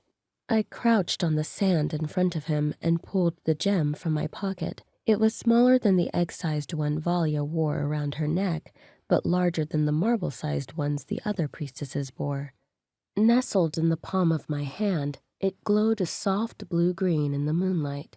A gust of wind kicked up, causing the tall grasses nearby to bend and sway. I took a deep breath and regarded the cursed prince. I am going to release you tonight. You'll need to get as far away from here as possible, I told him mentally. What about you? His deep voice rumbled through my head. Don't worry about me. If they get their hands on you and do this ancient spell they found, they'll drain you of your power. If it's anything like the tragedy of Gold Sky and Flicker Feet, that would kill you, wouldn't it? His eyes sparked. You've read our fairy tales. Yes, I believe they must have been talking about the lunar fire spell. Ignis is well known for his curses. By using lunar fire, anyone could drain the fire moon's power from one he has cursed. It was locked in the archive because it is forbidden, and if they succeed, I would not survive. My heart thundered in my chest. But I cannot leave you behind, he said. They will certainly know it was you who freed me. Frustration bubbled within me. It doesn't matter if they know. What matters is their plot doesn't succeed and you get away. It matters to me, Niara. You matter to me. Not only could I sense the sincerity in his mental voice, but I could feel it pulsing within me through our emotional bond. Why? I asked. Why do we have this connection? His fiery gaze darted away. I will tell you once I am free, if you come along with me. I snorted. Where would we go? My entire life is the Order. It has been since I was a child. You will not be safe here once they unmask you. His voice was implacable. When High Priestess Valya emerges from her meditation, she will protect me. I hoped, but I was a failed water mage acolyte with no family and nowhere to go. Freeing Keeran would stop the overthrow of the Order that I loved and the war that would surely follow. But where would it leave me? Dead? In prison? I hadn't thought that far ahead. The chance that I would be heralded as a hero seemed low, but allowing Amal and Yelena to continue with their plan was impossible. I shook my head, knowing that I wasn't going to convince Keeran of anything. I needed to move forward with freeing him before it was too late. Focusing on the large gem in my hands, I worked to channel Morose's power. Overcoming High Priestess Valya's enchantment on the water cage would be difficult, but now was the perfect time, since in her current meditative state, she would not be able to reinforce the magecraft. I just needed a crack to exploit it. I sank into the power, doing my best to funnel everything I could into the gem. The smooth sea glass cooled in my palm, letting me know it was working. It connected with my other sea glass gems, the ones in my hair and around my neck. With them, I sensed the cage, the boundaries of it, and found a weakness, a tiny area where it was thinner than other places, where Valya's exhaustion was starting to show through. I pushed at the weak spot, deteriorating it further until it became a minuscule hole within the water cage too tiny to see. Little by little, I made the hole larger, retracting the stronger barrier around it. I felt Keeran sense the opening. Experimentally, he stuck a clawed finger through and touched the sand on the other side. All I had to do was make the breach wider, enough for him to get through. Sweat broke out on my brow. I was reaching the limits of my water magic abilities, but I had to push forward. I could not fail. The stakes were too high. The tiny fissure in the cage grew larger and larger until it was the size of Beast Keeran's head. He peered at me through the gap and then froze. Niara, get out of here now. They're coming. But I couldn't stop. Niara. Keeran's voice in my head was insistent. I have to get you free first. See if you can wiggle through. You must leave now, he boomed at me, but I held fast. The opening was nearly large enough for his wide shoulders. That was all he needed. The sound of feet racing across the sand broke my concentration. Rough hands wrenched my right arm, causing me to drop the gem. My left arm was gripped with a gentler touch. I looked over to find Safina, tears welling in her eyes. Wardens surrounded the cage. The tall man on my right side glared down at me with menace. Amal stepped through the line of guards to face me. I'm not entirely sure what you are trying to do here, First Tide Maiden, he said, his voice sounding honestly confused. But freeing this creature that tried to kill us all is treason. He's not a creature. He's a man, I yelled. I turned to Safina. His name is Keeran. He's a cursed Ember Fae But my words were cut off when a water mask was affixed to my face. "I cannot allow you to infect anyone else with your treasonous speech," Amal said. "It's a shame that the rigors and stresses of the Order's initiation process have brought you to this, Niara. We all held out a great hope that you would become an adequate priestess one day. I know Valia certainly did. She will be most disappointed in you." He bent to pick up the gem that had fallen when the wardens grabbed me. "We shall have to add theft to the list of your crimes, along, of course, with treason against the Order of Moros." Amal turned, his face limned with moonlight that made it glow. Behind him in the cage, Keeran appeared to grow larger and fill the space more completely. "Due to the holy convergence and the need for all the Archons to be in Solmain for the tournament and the royal wedding next week, we will not have time for a traditional tribunal. In cases of unequivocal treason, it is my prerogative as High Warden to sentence you to the unmooring." Beside me, Safina gasped. "In the morning, you will be bound on an unsteerable craft with 1 day's worth of provisions and left to the fate of the sea. May Moros have mercy on you." He sounded like he truly regretted having to pass this sentence, the fiend. A single tear dripped from Safina's face. "Take her away," Amal ordered, and the male warden on my right jostled me, marching me away from Keeran. Safina had to keep up. My last glimpse of Keeran was the dark lava of his skin glowing orange all over. His roar split open the night. It was so anguished and furious that it caused my very bones to vibrate. The male guard, who was squeezing my arm too tightly, stumbled on the sand. I had failed. Again. And now it wasn't just me who would pay the price. Chapter 12.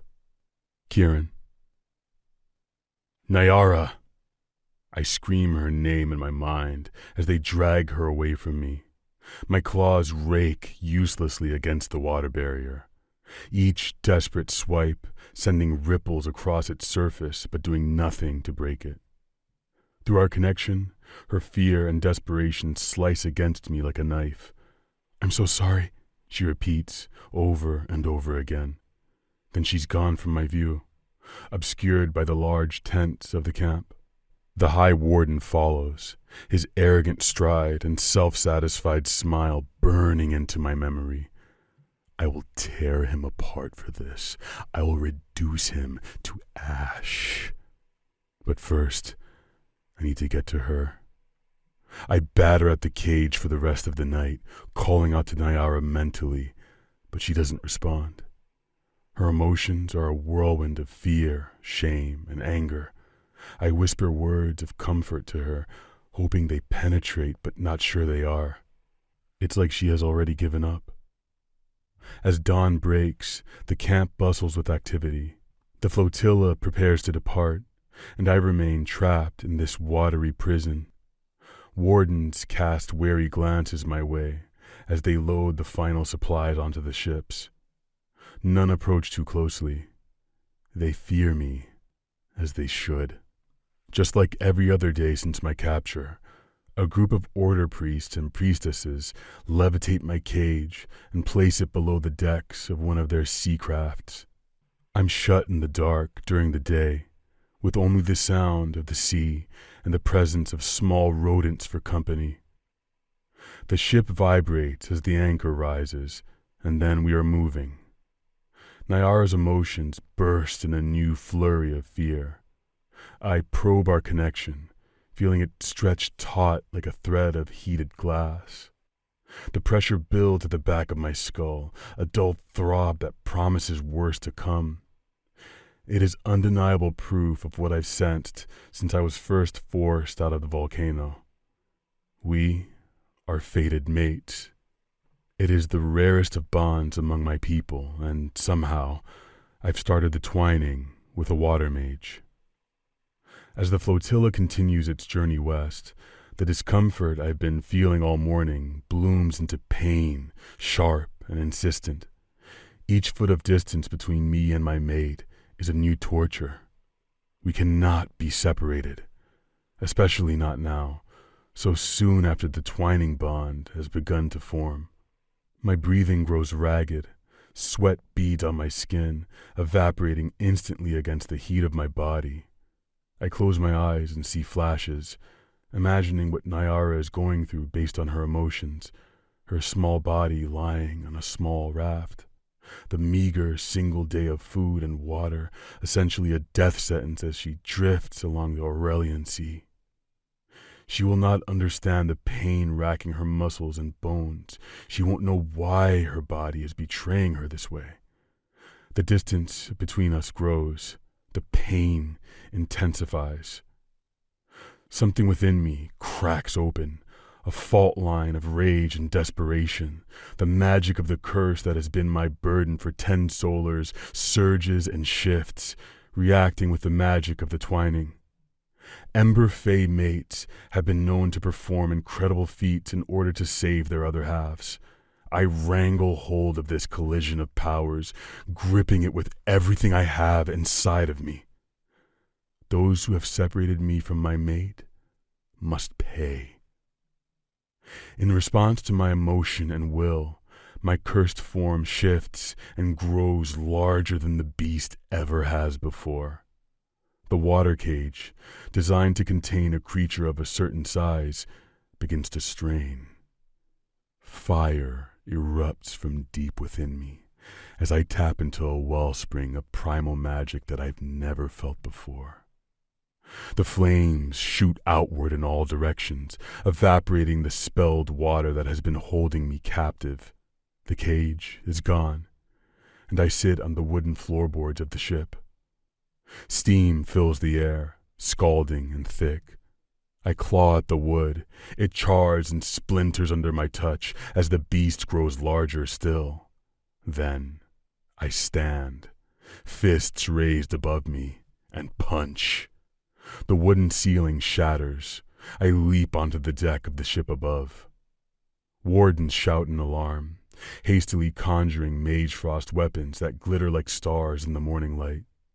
They throw spears and arrows at me, but the tips and blades melt before they make contact, droplets of water sizzling against my thick hide. I throw my head back and release a roar that carries all my fury and pain. The sound is deafening, inhuman. The sea around the ship begins to bubble and boil, more steam rising to create a thick, impenetrable fog. The warden's voices grow panicked as visibility drops to nothing. I flex my muscles and flames shoot out of my skin, searing the very flammable ship. The vessel groans and shudders beneath me.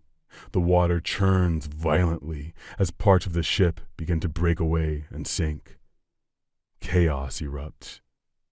As fire races across the deck, some of the crew leap into the boiling water. Their magecraft will probably save them from the scalding waves.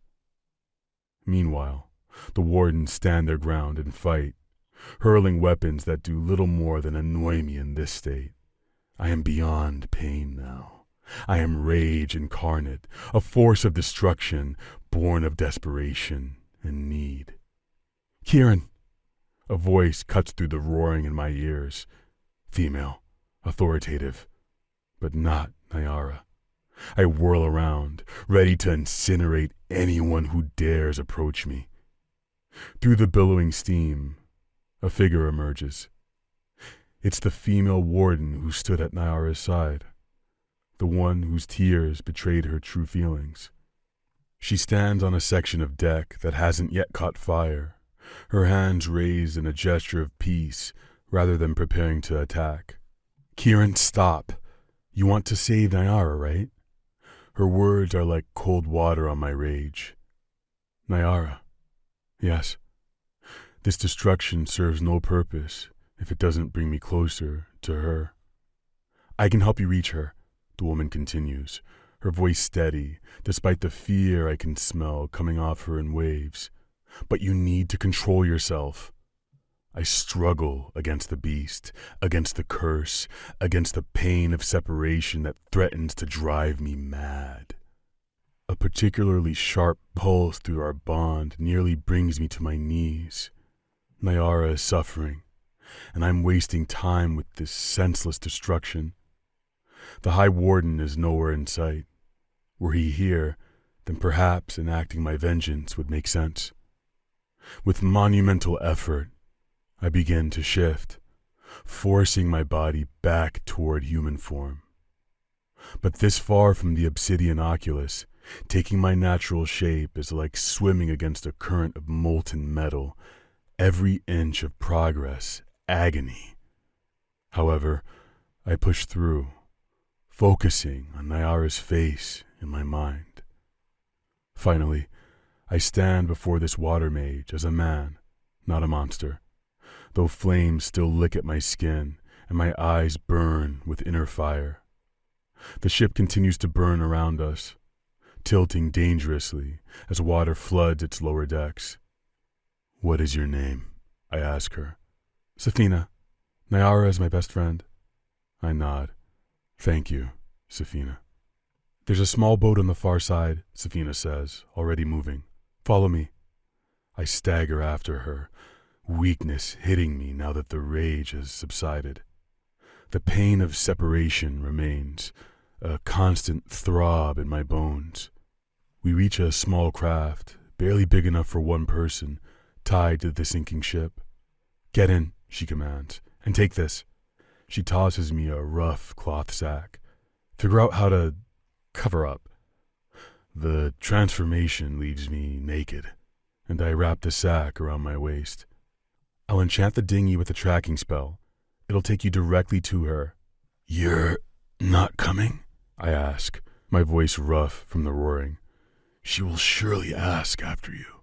She firms her lips. "I need to stay. I can delay anyone who might follow you." She grasps hold of a bracelet of blue and green beads around her wrist and takes a deep breath, her eyes growing unfocused with concentration. Beneath her hand, the bracelet begins to glow. "Go now," she says. "Why are you helping me?" I manage to ask as I climb into the craft. Safina's eyes meet mine, determination shining in them. "Niara is my sister and all but blood.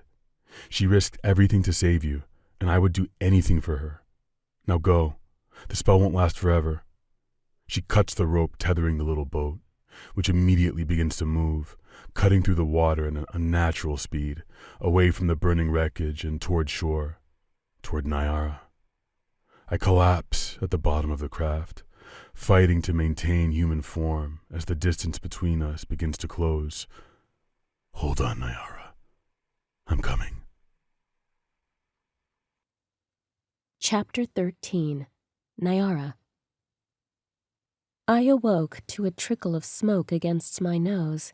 One by one, my other senses came back online. I lay on the sand, but my head rested on something more solid.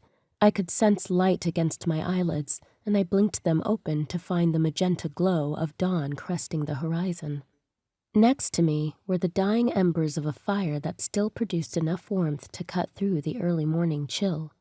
And above me, Keeran's face peered down, dark eyes crinkled in a soft smile. The events of the day before rushed back to me. I'd been floating aimlessly on the small raft given to those sentenced to the unmooring. The sun's rays beat down on me, searing my skin. Pain racked my body in waves. I knew I would need to ration my one day of supplies and had been taking only small sips of water from the canteen, but my shaking hands had spilled it on the boards of the raft. Melancholy had been an anchor around my neck, making me perhaps closer to Moros than I ever had been, when I spotted something cutting through the waves swiftly toward me. Fear trapped a scream in my throat, but I quickly recognized the tiny boat as one of ours. Then I spotted him. Keeran. His expression was one of fierce determination as he raced my way. My scream turned into a squeal of relief. The pain faded immediately, and I embraced him when he reached me. He lifted me into his arms and sat me on his lap, the only way we could both fit in the small craft. He told me of Safina's aid and how she had stayed behind. I worried over the consequences she would face. As her spell had run out once he located me, Keeran had to row us to shore, which was still visible in the distance, thank Moros. We ended up here on the beach, where I collapsed. Both of us were exhausted. We split the rest of my rations, and I fell immediately into a deep, dreamless sleep. Now, fully awake, I sat up to face Keeran. He yawned, stretching. He wore only a scrap of fabric tied around his waist, the remnants of some kind of bag. My cheeks heated. I wasn't sure where to look. There was just so much of him. His densely muscled chest, smooth and nearly hairless, was lightly covered with sand. Powerful thighs and thick calves begged to be admired. His wings were just a ghostly apparition of fire behind him, nearly invisible in the light. He reached out and stroked my face gently, his expression more than just one of fondness. There was admiration there as well. "You came for me," I whispered. "Of course." He dropped his hand and averted his gaze. "There's something I must tell you." At his pause and body language, my nerves grew. "I had been fairly certain before, but when we were separated, it became undeniable." "What did?" I asked. His eyes found mine. They were so dark I felt lost in their depths. "You and I are fated mates, Niara. We have begun the twinning." I blinked, searching his face for any sign he was jesting. "That is why it hurts so badly to be separated," he continued, "especially at this early stage. Even a mile is too much. It will get better within a few months, and especially after we complete the ceremony. That is, if we complete the ceremony," he said, looking away again. I was frozen, unsure how to respond. Of all the stories I'd read about Ember Fae mates, none of them had included a partner who was not Fae. "How can we be fated when I'm a water mage?" I finally asked, pushing the words out of a throat grown impossibly dry. "The only theory I have is that you must have Ember Fae ancestry somewhere. You've been struggling with your water magic? I've heard it spoken of around the camp. Perhaps the water and the fire in your background have been in conflict." I was all too aware of how easily every other initiate to the order took to magecraft, and how difficult it had always been for me to conjure anything simple. Each failure of my trials had been a cause of such misery and shame. If there were an Ember Fae in my family lineage, it would all make so much more sense. Due to the conflict between our peoples, there had not been unions very often, but it must have happened occasionally. I'd never known my grandparents, and my parents had been gone for well over 15 solars. There was no one to ask, and our family had not been auspicious enough to be tracked by the curator's records. Suddenly, Keeran shuddered. His eyes flashed brightly with the molten fire of the beast. He gritted his teeth and clenched his fist, the veins in his neck standing out in bold relief. "What's wrong?" I asked, leaning forward to grasp his arm. "This far from Oculus, it's difficult to hold this form," he said through ragged breaths. "Well, then transform back," I cried. "I fear the beast will lose control." I frowned. "You never have before." The pain seemed to fade, and the corner of his lips quirked up. "You didn't see me when the flotilla set sail, separating the two of us. I destroyed one of their ships." My brows rose. "I wish I could have witnessed that. Any chance you took down High Warden Amal?" The brief amusement on his face died. "No, but I will. I vow it." He took my hands in his and squeezed gently. "Without the water cage, traveling in the cursed form would be difficult. It was created to live inside the volcano. I could very well set fire to the landscape, making us even easier to track." "Do you think they're tracking us?" I asked. "If they planned to carry out a coup using me to channel Ignis's magic, then they cannot afford to let me go. Also, allowing a rampaging fire beast loose in the countryside is poor form." He looked around, scenting the air. I think we must be in Thyrelis. We certainly traveled west for long enough. Can you seek sanctuary or aid from the Fae here? His expression grew cautious. Though the Fireforged are distant relatives, they will be suspicious of anyone cursed by Ignis, and the Rootborn Earth Fae are our natural enemies. I think it best to avoid both of them. I'm not sure what we do now, I told him, melancholy seeping into my bones. Should we try to get back to your family in Ashcrest? That seemed to be the best option, though I didn't know how it could be accomplished. We'd have to travel across 2 separate nations, and if Amal and the rest of the Water Mages were searching for us, our chances of success were low. Keeran shook his head slowly. I believe our best option is to break the curse. I leaned back, pulling my hands from his, surprise stealing my voice. According to my father, he continued, at the same time that Ignis cursed our line, the Palaceer received the following prophecy. Where Ignis's power meets Lyra's light, and tempers yields to wisdom's might, devotion true the curse must prove, with twinning vows to his only love. My heartbeat sped up. So you need your fated mate to break the curse. He held my gaze. Ignis's power meets Lyra's light only at a very specific celestial event. Understanding dawned. Day 7 of the Holy Convergence. Keeran's expression was grim. The eclipse is visible at certain fire moon temples. In Thyrelis, the only temples used for that purpose are near the towns of Newfall, Belward, and Flamescar. Day 7 is when Amal and Yelena intended to drain you, I said. Yes. The only good thing to come out of their treachery was that it gives me the opportunity that my uncle never had, to find my mate and break this curse. My stomach began to quiver. This seems like a lot of responsibility. Keeran was a prince. He was likely used to responsibility, but I had only ever been a disappointment. Feeling my distress, he took my hands again. We do not have to complete the twinning ceremony, Niara. I am not trying to trap you in a mating you do not want. The prophecy states that I must make the vows, not that you must reciprocate. If you do not want this, once the curse is broken, I can sever our bond. I would never force you into a lifelong commitment you have no wish to join. He'd misunderstood the nature of my emotions, but I wasn't quite ready to correct him yet. What happens to you if the twinning is severed? Keeran blinked rapidly and averted his eyes once more. That does not matter. All that matters is that you have a choice.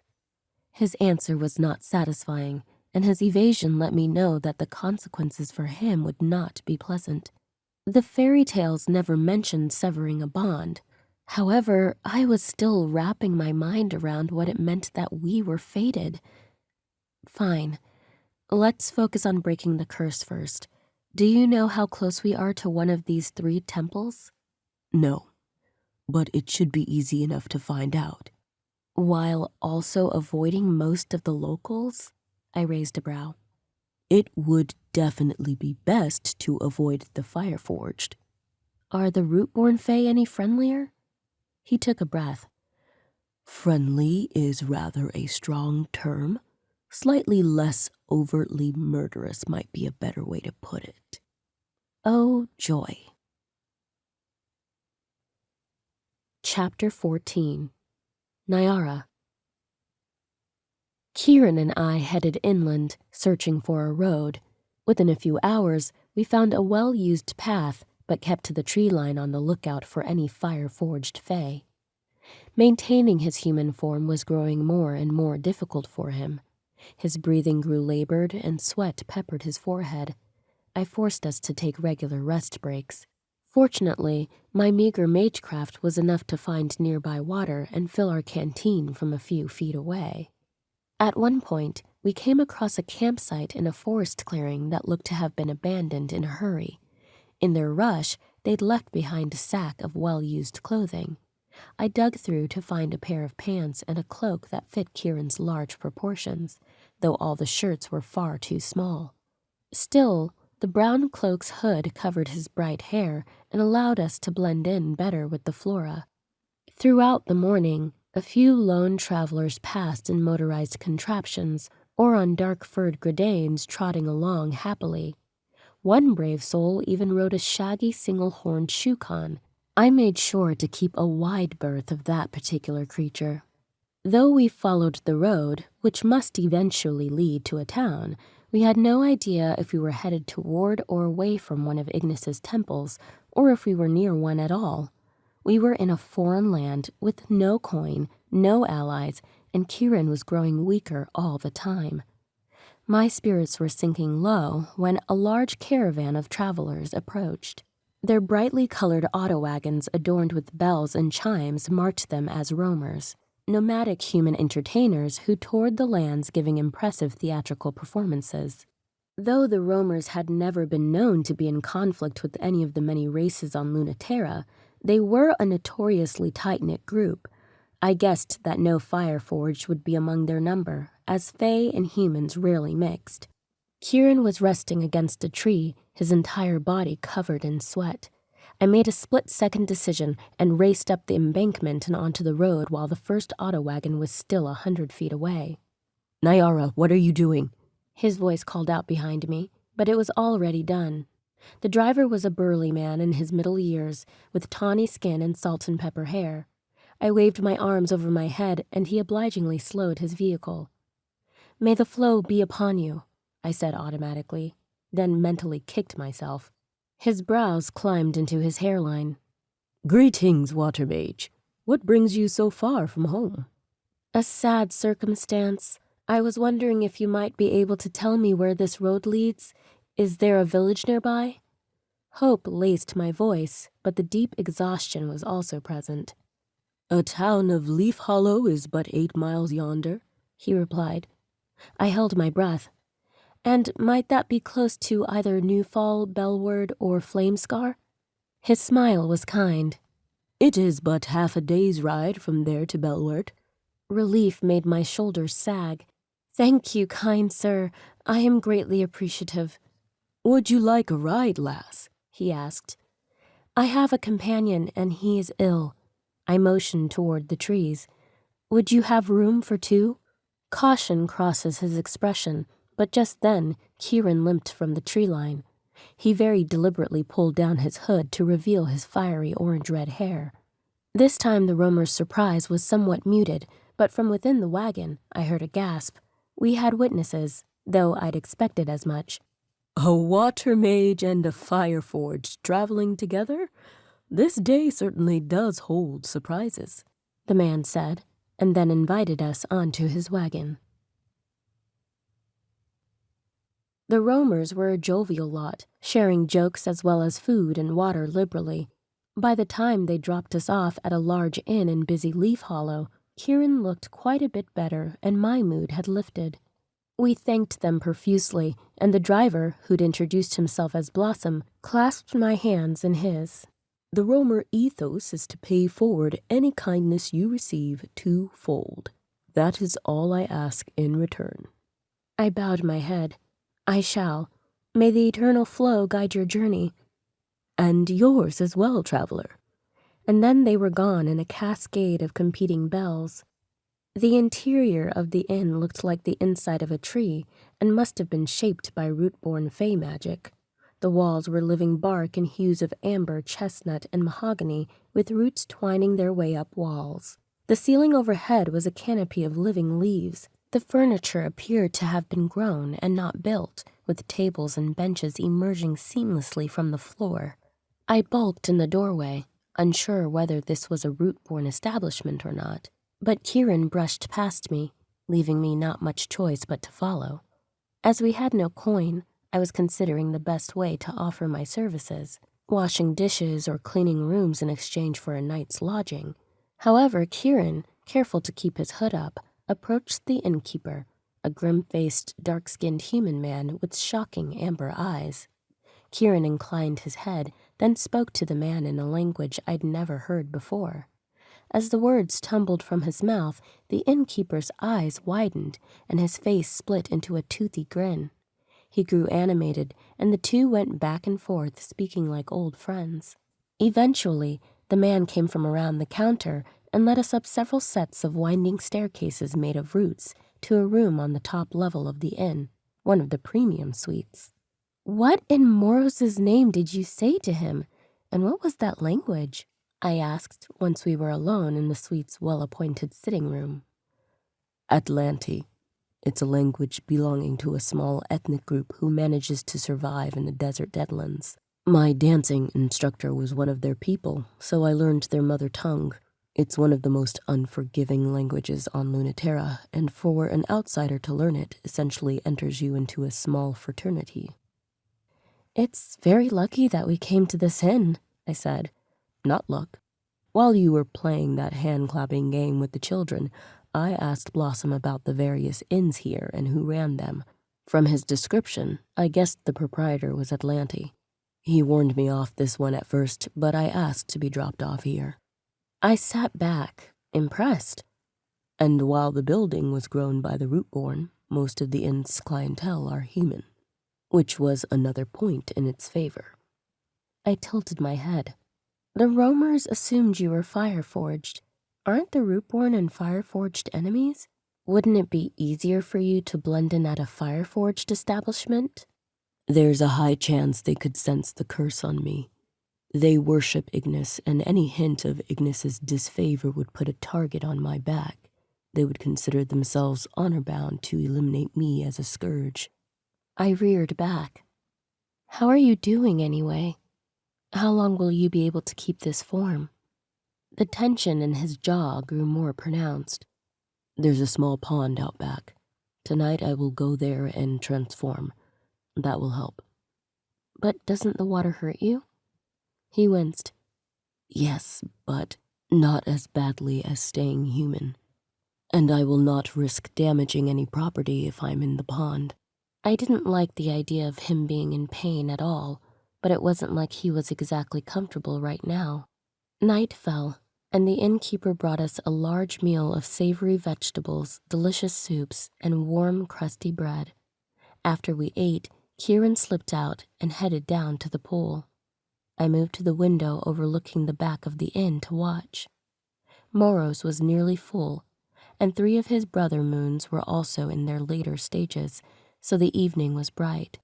Keeran disrobed quickly, giving me a very clear image of his powerful body in all of its glory before he slipped into the water. Soon, steam rose from the pond's surface. My forehead thunked against the thick glass as I leaned forward. I stepped back, rubbing the tender spot, glad no one was here to see me. Chapter 15. Niara. Keeran stayed underwater for about a quarter of an hour before emerging in his human form again. When he came back into the suite, I was on the settee, pretending to read one of the books I found on the small shelf in the corner. He sat next to me, as if he suspected I had been watching from the window. He never said a word. We talked then, sharing our histories. I told him of growing up in the orphanage, of yearning to be a water priestess because of all the wonderful things the order did for me after my parents died. And then I did something I never had before.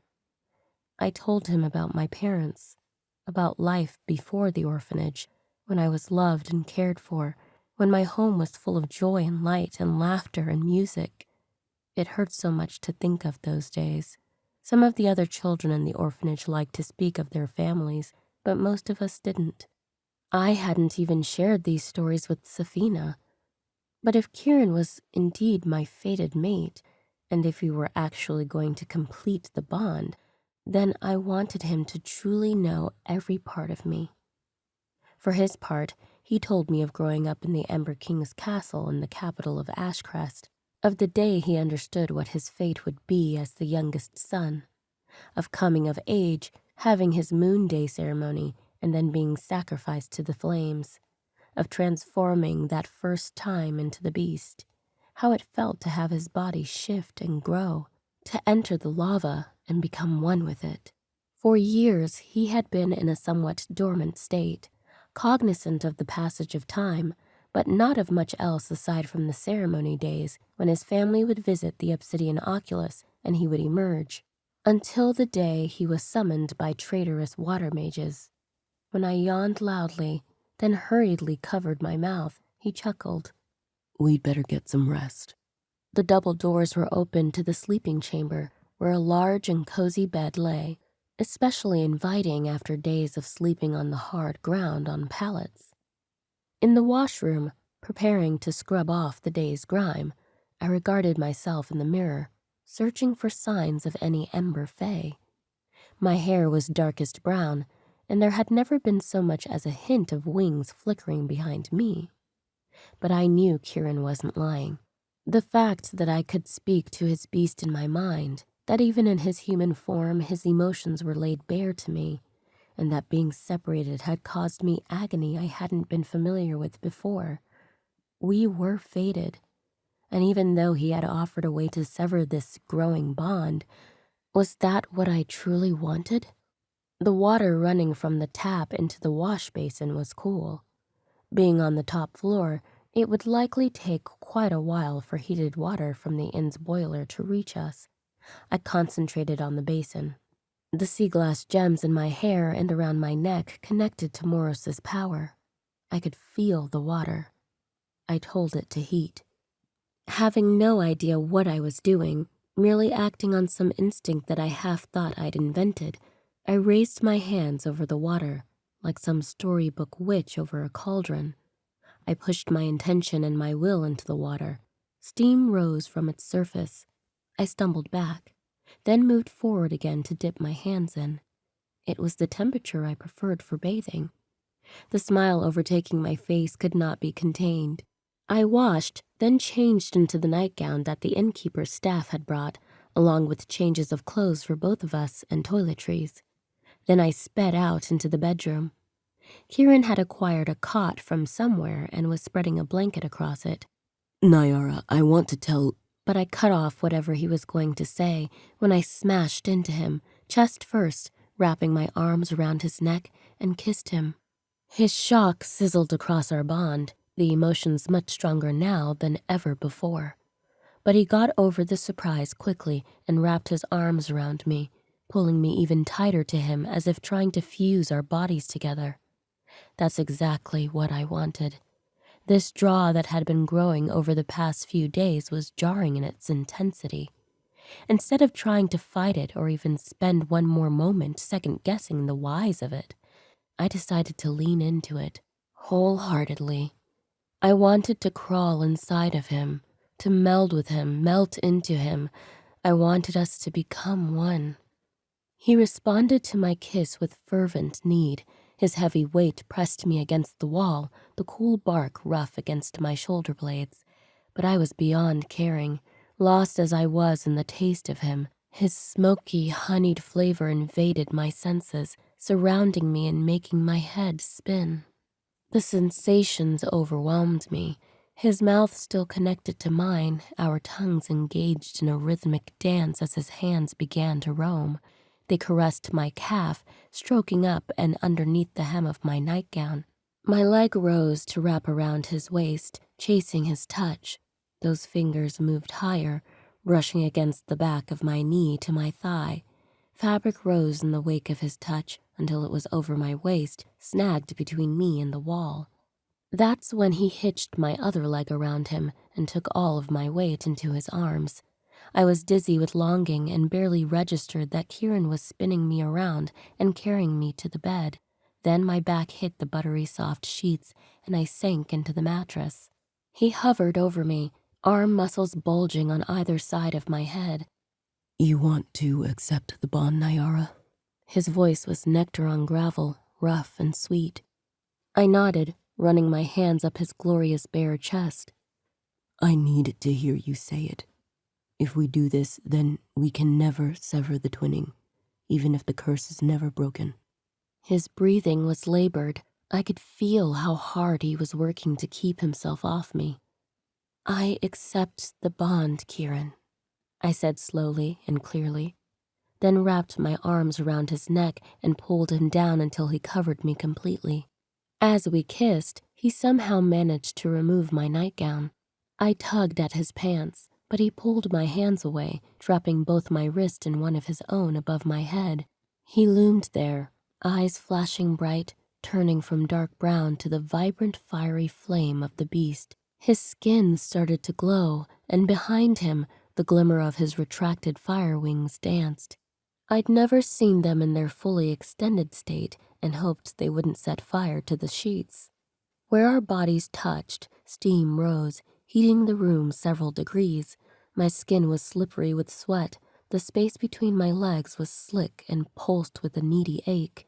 I had never felt so much want before. Keeran's lips seemed to be everywhere at once. My breast, my belly, my thighs, my knees, my feet, and then back up again. When his mouth traced my ear, his low voice rumbled in unfamiliar words that sparked notes of recognition. It was the language from my dream, only now every part of him was very much real and visible to me. His body slid down mine and stopped, head between my legs, gaze locking me in place.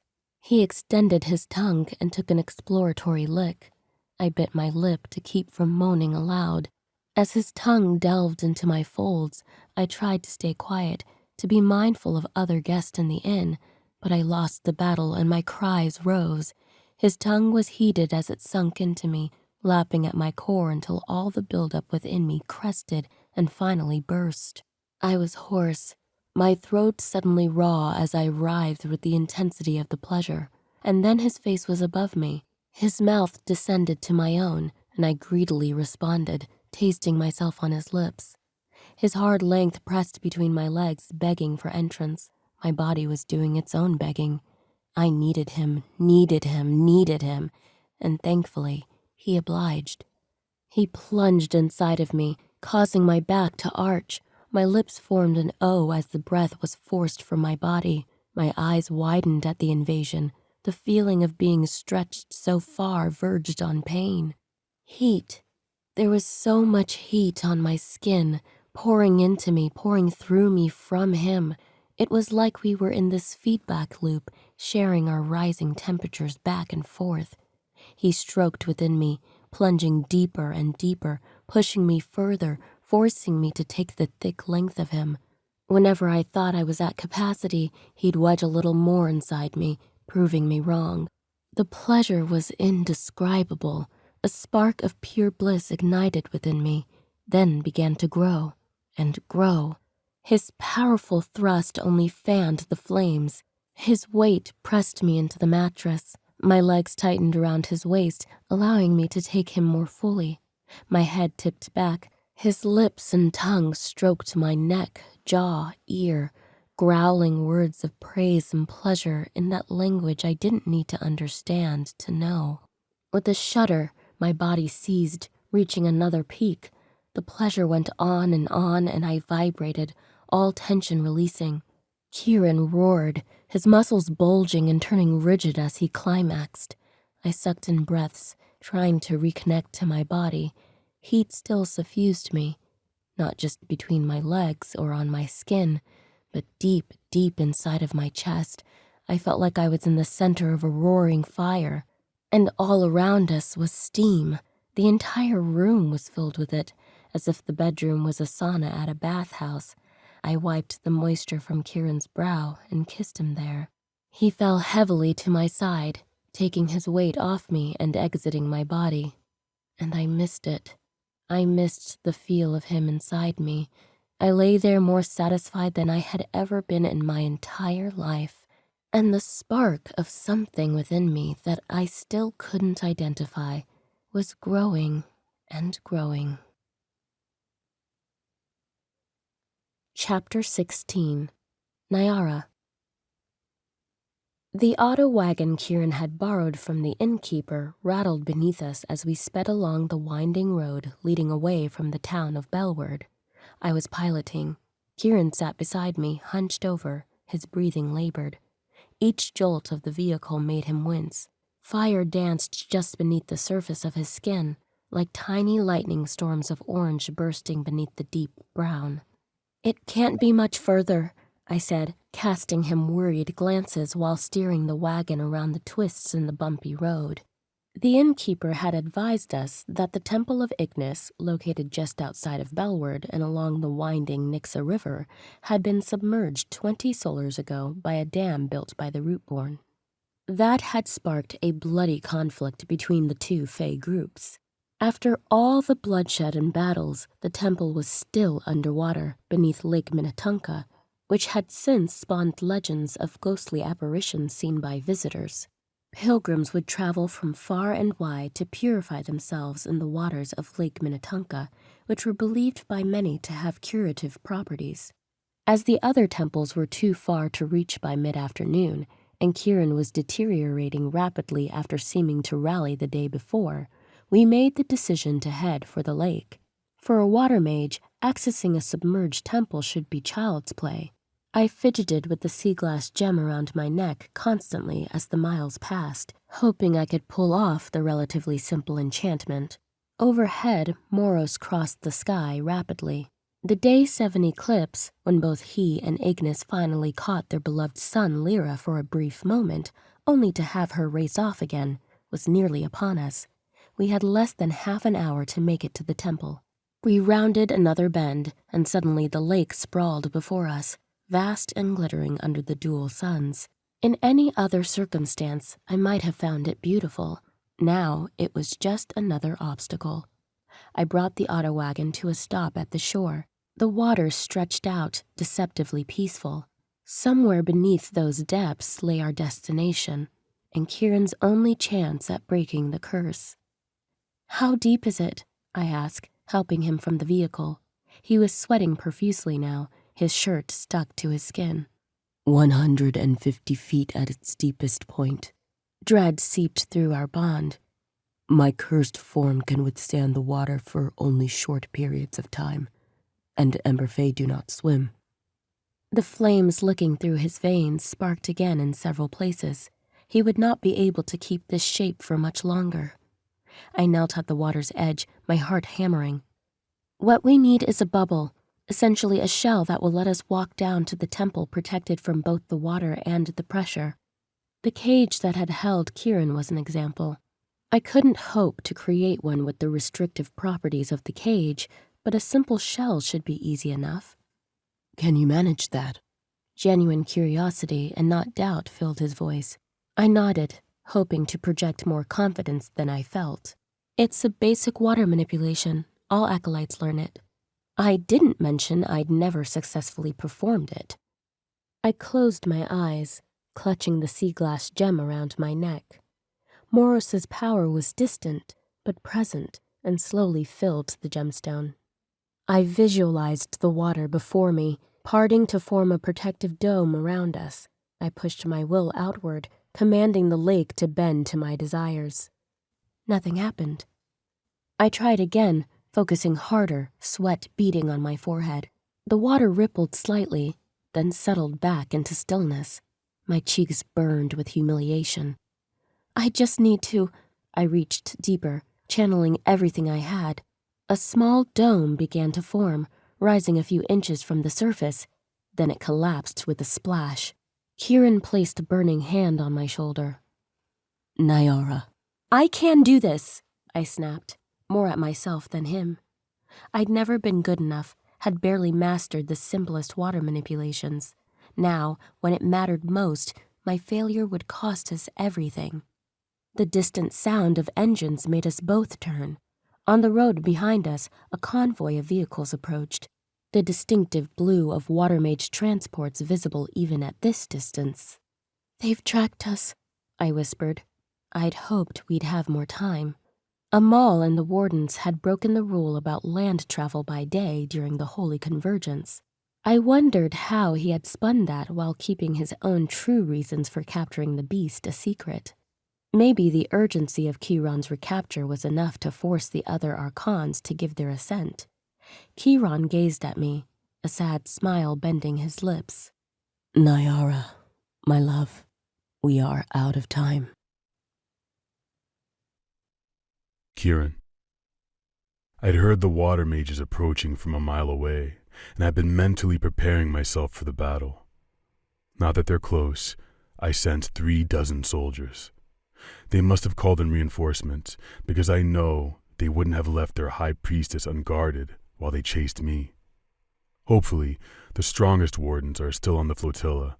However, that doesn't mean that 1 against 36 is going to be easy.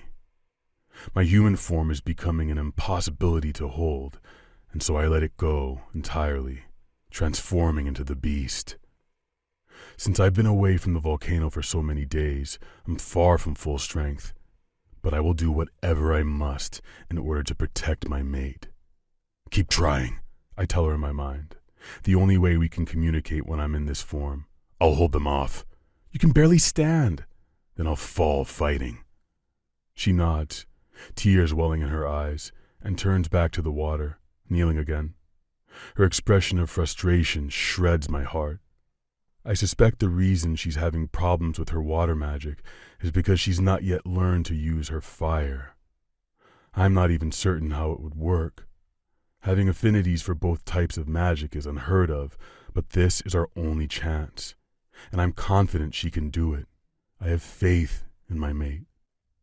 The wardens burst from the tree line, with Amal in the lead. Move away from the beast, Niara, he calls, and I let out a roar, full of all the fiery anger that has been building for this man over the past week.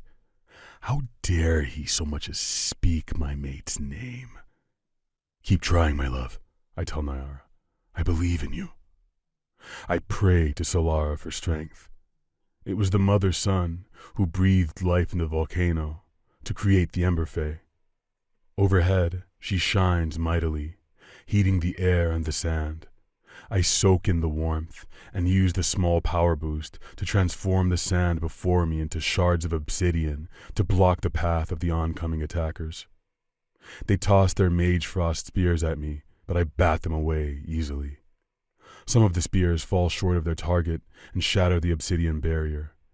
Ignis's power comes to life within me. The fire moon is not yet visible in the early afternoon light, but I feel him there in the sky all the same. His power channels through me. But over the din of battle cries, a female voice is chanting. She is beyond my vision, but I catch snatches of words spoken clumsily in Old Ember, our ancient tongue.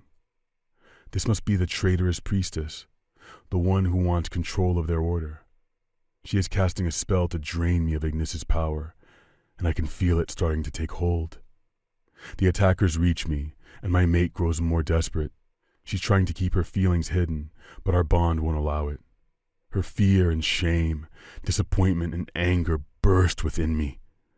I must hold my ground to give her the time she needs to figure this out. Help my mate, I call out to Ignis mentally.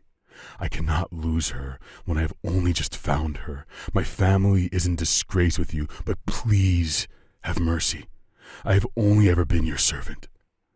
I pull more from the moon's power and slash out at another opponent who leaps over the obsidian barrier to try to get to me. I will fight as long as I can in order to protect her. Amal appears behind the wardens, expression grim. Being High Warden means a greater level of power and more sophisticated training than the others. He raises a hand, and water from the lake streams over me in an arc. It forms a cyclone in midair that descends upon me from above. The ground assault I've been able to parry, but this I cannot. The water hits my skin like razors, and I cry out. Niara's distress blooms within me as the ribbons and blades of water cut into my tough hide. Keeran, she screams as I fall to the ground. Chapter 17. Niara. Desperation clawed at me as I focused on the lake once more. We had to get to the temple. I had to save him. With shaking hands, I clutched the sea glass gem at my neck and reached out once more to the water, but my commands were still unheeded. Tears of frustration blurred my vision. Keeran's pain radiated through me, growing more intense with each passing moment. I was failing him, just as I'd failed every test of my water magic. As I sank to my knees at the water's edge, a memory surfaced. High Priestess Valya, after my 5th failed trial. She'd found me hiding in the archives, face streaked with tears. "Perhaps," she said thoughtfully, "you fail because you're trying so hard to be what others expect. Stop fighting yourself, Niara. Listen to what the water is telling you." I'd been so focused on becoming the perfect water mage that I'd never truly heard what she was saying. I'd spent my life trying to force myself into a mold created by others, fueled by gratitude and grief. Behind me, Keeran's roars grew weaker. The cyclone thrashed, and water whips lashed out at him. Our bond held nothing but pain. Yelena's face contorted in triumph as she continued chanting, using a magic not her own, a magic I didn't even realize water mages could wield to drain Keeran's energy for her own selfish purposes. I closed my eyes and did something I'd never allowed myself to do before. I stopped struggling, stopped pushing, stopped trying to be what the Order wanted me to be.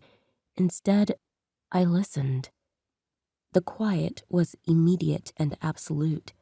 The sounds of the ritual, Keeran's pain, the water weapons, all faded away.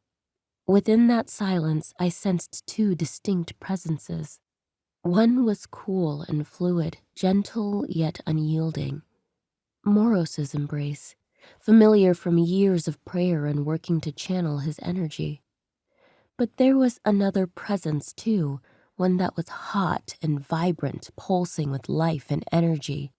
In my mind's eye, I saw them both. Moros, serene and thoughtful, his pale blue form rippling like the surface of a still pool. And beside him, Ignis, blazing with passion and power, his form constantly shifting like living flame. Though Ignis's presence felt new to me, I realized it was not. I had just been trying to suppress that part of me for so long. The 2 brother moons were not enemies, as I'd been taught. They were complementary forces, 2 sides of the same celestial dance, and they were both reaching for me. "I see you," Moros whispered, "child of water." "I've always known you," Ignis's voice crackled, "daughter of flame." I'd been trying to choose between them when I was never meant to choose at all. Power surged through me, unlike anything I'd ever experienced. Cool blue energy from Moros flowing through my left side and burning orange heat from Ignis burning through my right. The sea glass gems braided into my hair and the one at my throat simultaneously froze and burned, crackling with conflicting energies that somehow didn't cancel each other out, but amplified one another. Steam rose from my skin, a physical manifestation of the harmony I'd found between these opposing elements. I was not half of one thing and half of another. I was whole, a bridge between water and fire, born to unite what others saw as irreconcilable. I opened my eyes and confidently lifted my hands toward Lake Minnetonka. "Cease," I commanded, and every water-based weapon disintegrated into droplets and fell harmlessly back into the lake. "Part," I told the waves, stating it as a simple expression of my desire. The water obeyed instantly, rolling back from the shore in a thunderous cascade to reveal a wide path leading down into the depths. A staircase made of obsidian was visible in the distance. The water retreated even farther to reveal the small domed temple made of black volcanic glass. I turned back toward the water mages and extended my other hand toward Amal and Yelena. A wall of flame erupted from the ground between us, so hot that the sand beneath it began to melt. The wardens conjured mage frost weapons that hissed and evaporated as they tried to penetrate my fiery barrier. "No!" Yelena's scream pierced through the roar of the flames. "This isn't possible!" Amal ordered the wardens to break through, to douse my flames, but their magic was useless. My fire could not be put out by water. I ran to where Keeran had collapsed, his massive form splayed motionless on the shore. The sand beneath him had already begun to melt from his heat. With a thought, I transformed it fully into glass, creating a smooth surface, then lifted him on a cushion of air. Niara, he whispered in my mind, his mental voice weak. How?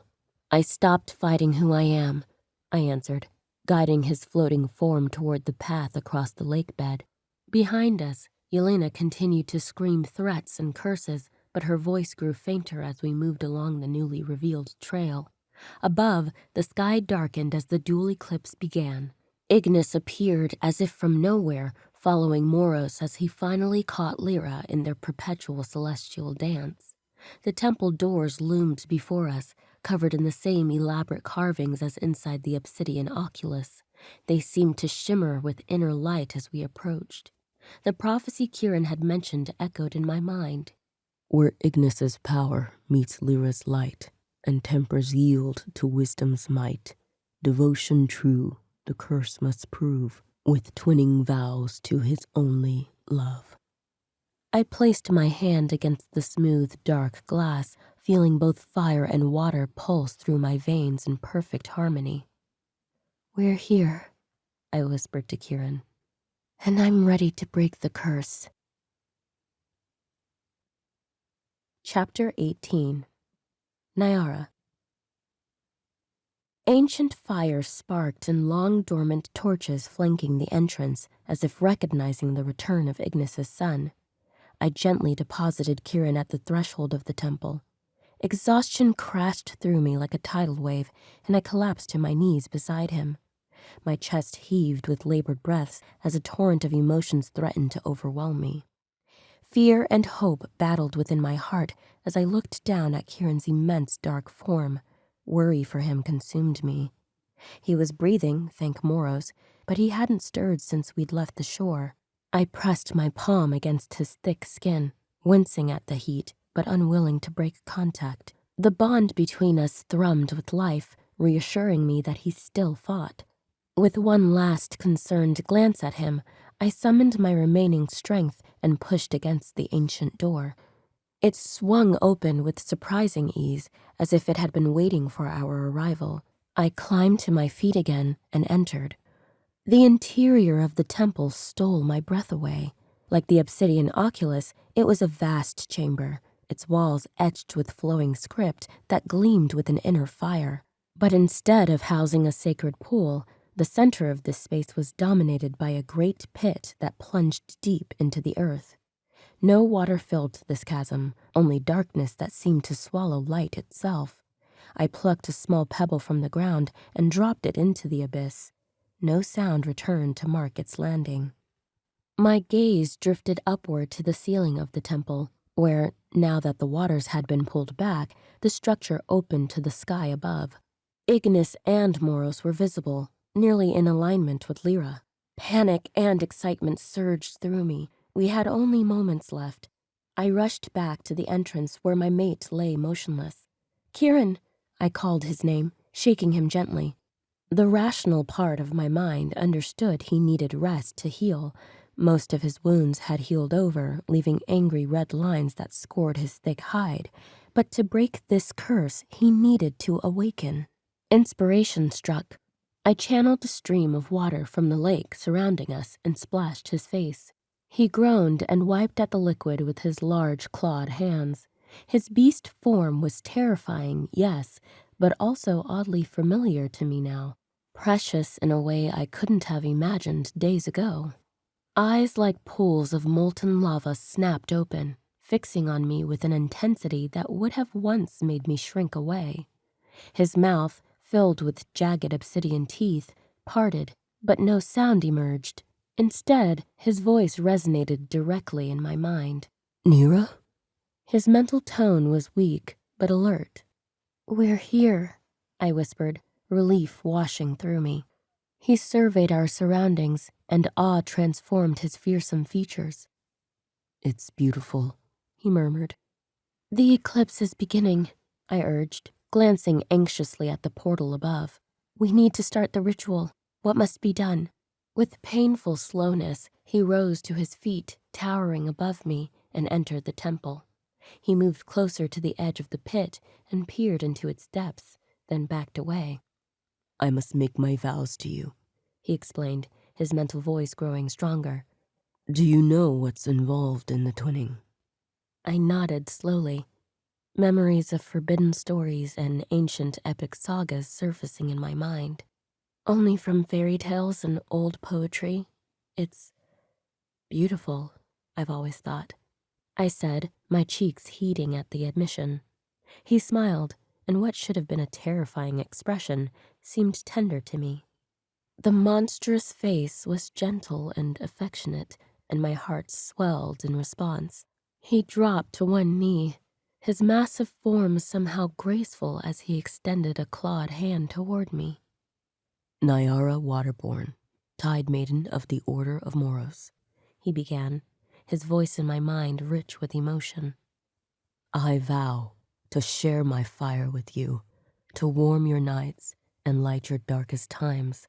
I pledge my strength to be your shield, my heart to be your home, and my soul to be forever intertwined with yours. Through flame and shadow, I bind myself to you for all eternity. I stood transfixed, unsure what response was required, but just as I started to fidget, some forgotten ancestral memory and knowledge flowed into my consciousness. A combination of vows I'd heard many times at Water Mage ceremonies, and those I had never learned, yet somehow knew by heart came to mind. Perhaps this was a gift of that Ember Fae ancestor whose blood had given me my fire magic. I spoke the response as if it were being channeled through my very soul. Keeran Flameborn, Prince of the Ember Fae, I vow to share my water and fire with you, to warm your nights and cool your days, and for us to ever flow as one. I pledge my loyalty to be your protection, my love to be your vessel, and my soul to be forever intertwined with yours. Through drought and deluge, ember and ash, I bind myself to you for all eternity. As the final words left my lips, a deep rumble emanated from the pit, shaking the very foundations of the temple. A golden light began to rise from the depths, growing brighter each passing moment until it rivaled the glow of the suns themselves. The rumble intensified, and Keeran moved protectively in front of me, shielding me with his massive form.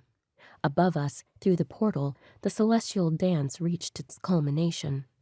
Ignis and Moros both slid before Lyra, their combined shadows casting the daughter sun into momentary darkness. For these precious minutes, they would cover her, protecting her from the other moons who eternally sought her favor, and from whatever other threats might lurk in the vast expanse of the heavens. Far away on the coast, High Priestess Valia would be performing the Day 7 ritual, a ceremony that I had studied and practiced for years but had never hoped to master. Now, as I felt the dual powers of water and fire burning within me like twin stars, something profound shifted within my spirit. The convergence of the celestial bodies, the brother moons both embracing the daughter sun, triggered a transformation deep within my being. It was as if a dam had broken, releasing a torrent of magic that filled every fiber of my existence. The rumbling from the pit grew louder, the light shining brighter, until the entire temple was bathed in red gold radiance that seemed to penetrate flesh and stone alike. It washed over Keeran and me, enveloping us in its warm embrace, scurrying away all that we had been and revealing what we were meant to become. Then the light finally receded, and I blinked my vision clear, my breath caught in my throat. Standing before me was no longer the beast of obsidian and flame, but Keeran in his true Fae form, powerfully built, with skin the color of rich earth and eyes that still held the hint of eternal flame behind their depths. My heart soared at the sight of him restored, his curse shattered by the power of our bond. Along his hairline, a circlet of gold intertwining curving lines was imprinted on his skin. I raised my hand to it, watching it subtly glow. He brushed his fingers along my forehead as well, and I knew I bore an identical marking, our twinning marks.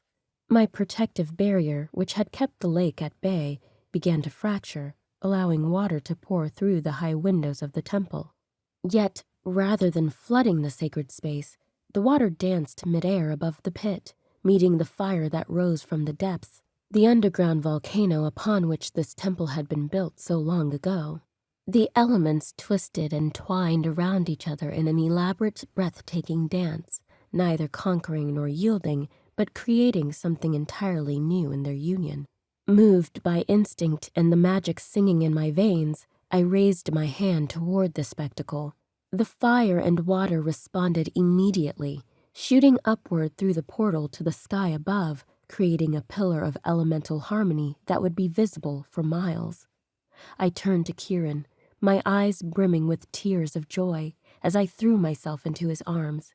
His human form, warm and solid, enveloped me in an embrace that felt like coming home after a lifetime of wandering. "The curse is broken?" I asked, needing to hear the confirmation from his lips. "Yes," he murmured against my hair, his voice deep and rich. "It's broken. Thank you for freeing me, Niara." I pulled back just enough to meet his gaze, my hands framing his face. "No, thank you. Now I finally understand my magic. You freed me." His dark eyes flecked with embers, searching mine for a moment before he lowered his face to my upturned one. His lips captured mine in a kiss that spoke of promises fulfilled and futures yet to unfold. We remained there, locked in an embrace beneath the light of the dual moons, until they completed their journey past Lyra and continued their eternal chase across the heavens. Epilogue. Niara. Hand in hand, we made our way back to the lake shore. My flames had died down, and I wondered why we weren't being greeted by an attack.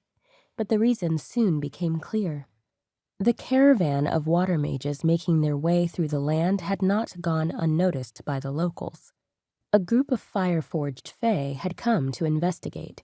It would have been amusing to watch Amal and Yelena try to talk their way out of an international incident, but Keeran, now curse-free, approached and identified himself as the Prince of Emberglade, then began negotiations for extradition. While the wardens under Amal's command had merely been following orders, he and Yelena bore the responsibility and were quickly arrested. The penalty for treason was death in both Ember Fae and Water Mage societies, and Keeran was going to make sure he was there to enact the final sentence himself. I asked after Safina and found that she had been imprisoned for helping Keeran escape. It hurt my heart to hear it. The wardens didn't know if she had been sent back to Tidehaven or was still with the flotilla. Finding and freeing my friend was high on my list. But first, Keeran and I had to escort these high-value prisoners back to Ashcrest, and then a tear-filled reunion would no doubt come with his family. I stood on the lake shore, peering out at the sparkling waters. Chunks of obsidian and shards of mage frost, which would take months to thaw naturally, littered the sand. The evidence of the conflict here was ugly. Raising my hand toward the lake, I was able to easily connect with Moros's power now, and pushed the waters up and across the beach, causing them to wash the remnants of the battle away. I could feel them floating into the deeper waters, then sinking down to the bottom. Within my chest, Keeran's satisfaction bloomed. I turned to find him striding toward me. Even dressed in a borrowed cloak and pair of trousers, he looked regal. He smiled, his dark eyes alight with inner fire, and wrapped his arms around me as soon as he was close enough. "We're going to commandeer the Water Mage vessel and sail home to Ashcrest." His happiness at being home bled into me, warming me. "You'll get to see your family," I said.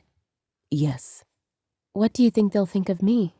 I tilted my head up, resting it on his chest. His fingers played with the gems on the ends of my braids, which had shifted to a color somewhere between blue and purplish black, part sea glass and part obsidian. I think that the newest princess of Emberglade will be loved by my family nearly as much as I love her. My throat clogged, and I blinked back the sudden tears that had filled my eyes. You chose me, and you saved me, he said, gazing intently into my eyes. And you accepted the twinning, so you aren't going to be able to get rid of me. I don't want to, I said, squeezing him tighter. I love you, Keeran, and I don't want to be anywhere else. His lips descended toward mine, and I closed my eyes, getting lost in his kiss. I wasn't ready to think about more than this yet. His smoky flavor on my tongue, his strong arms wrapped around me protectively. It all made the prospect of being a princess, living among Ember Fae, and learning about my heritage, plus freeing my best friend, not quite so daunting. The flame of his presence in my heart grew stronger and stronger. He kissed me until I was breathless, and I knew I had finally found the place where I was meant to be. Keeran was home, and with him, I could always be exactly myself. This has been a Heartspell Media production of The Obsidian Curse, a Lunaterra Chronicles novella, written by L. Penelope, read by Caroline Sharonka and Pierre Manhattan. Copyright 2025 by L. Penelope. Production copyright 2025 by Heartspell Media. Thank you for listening.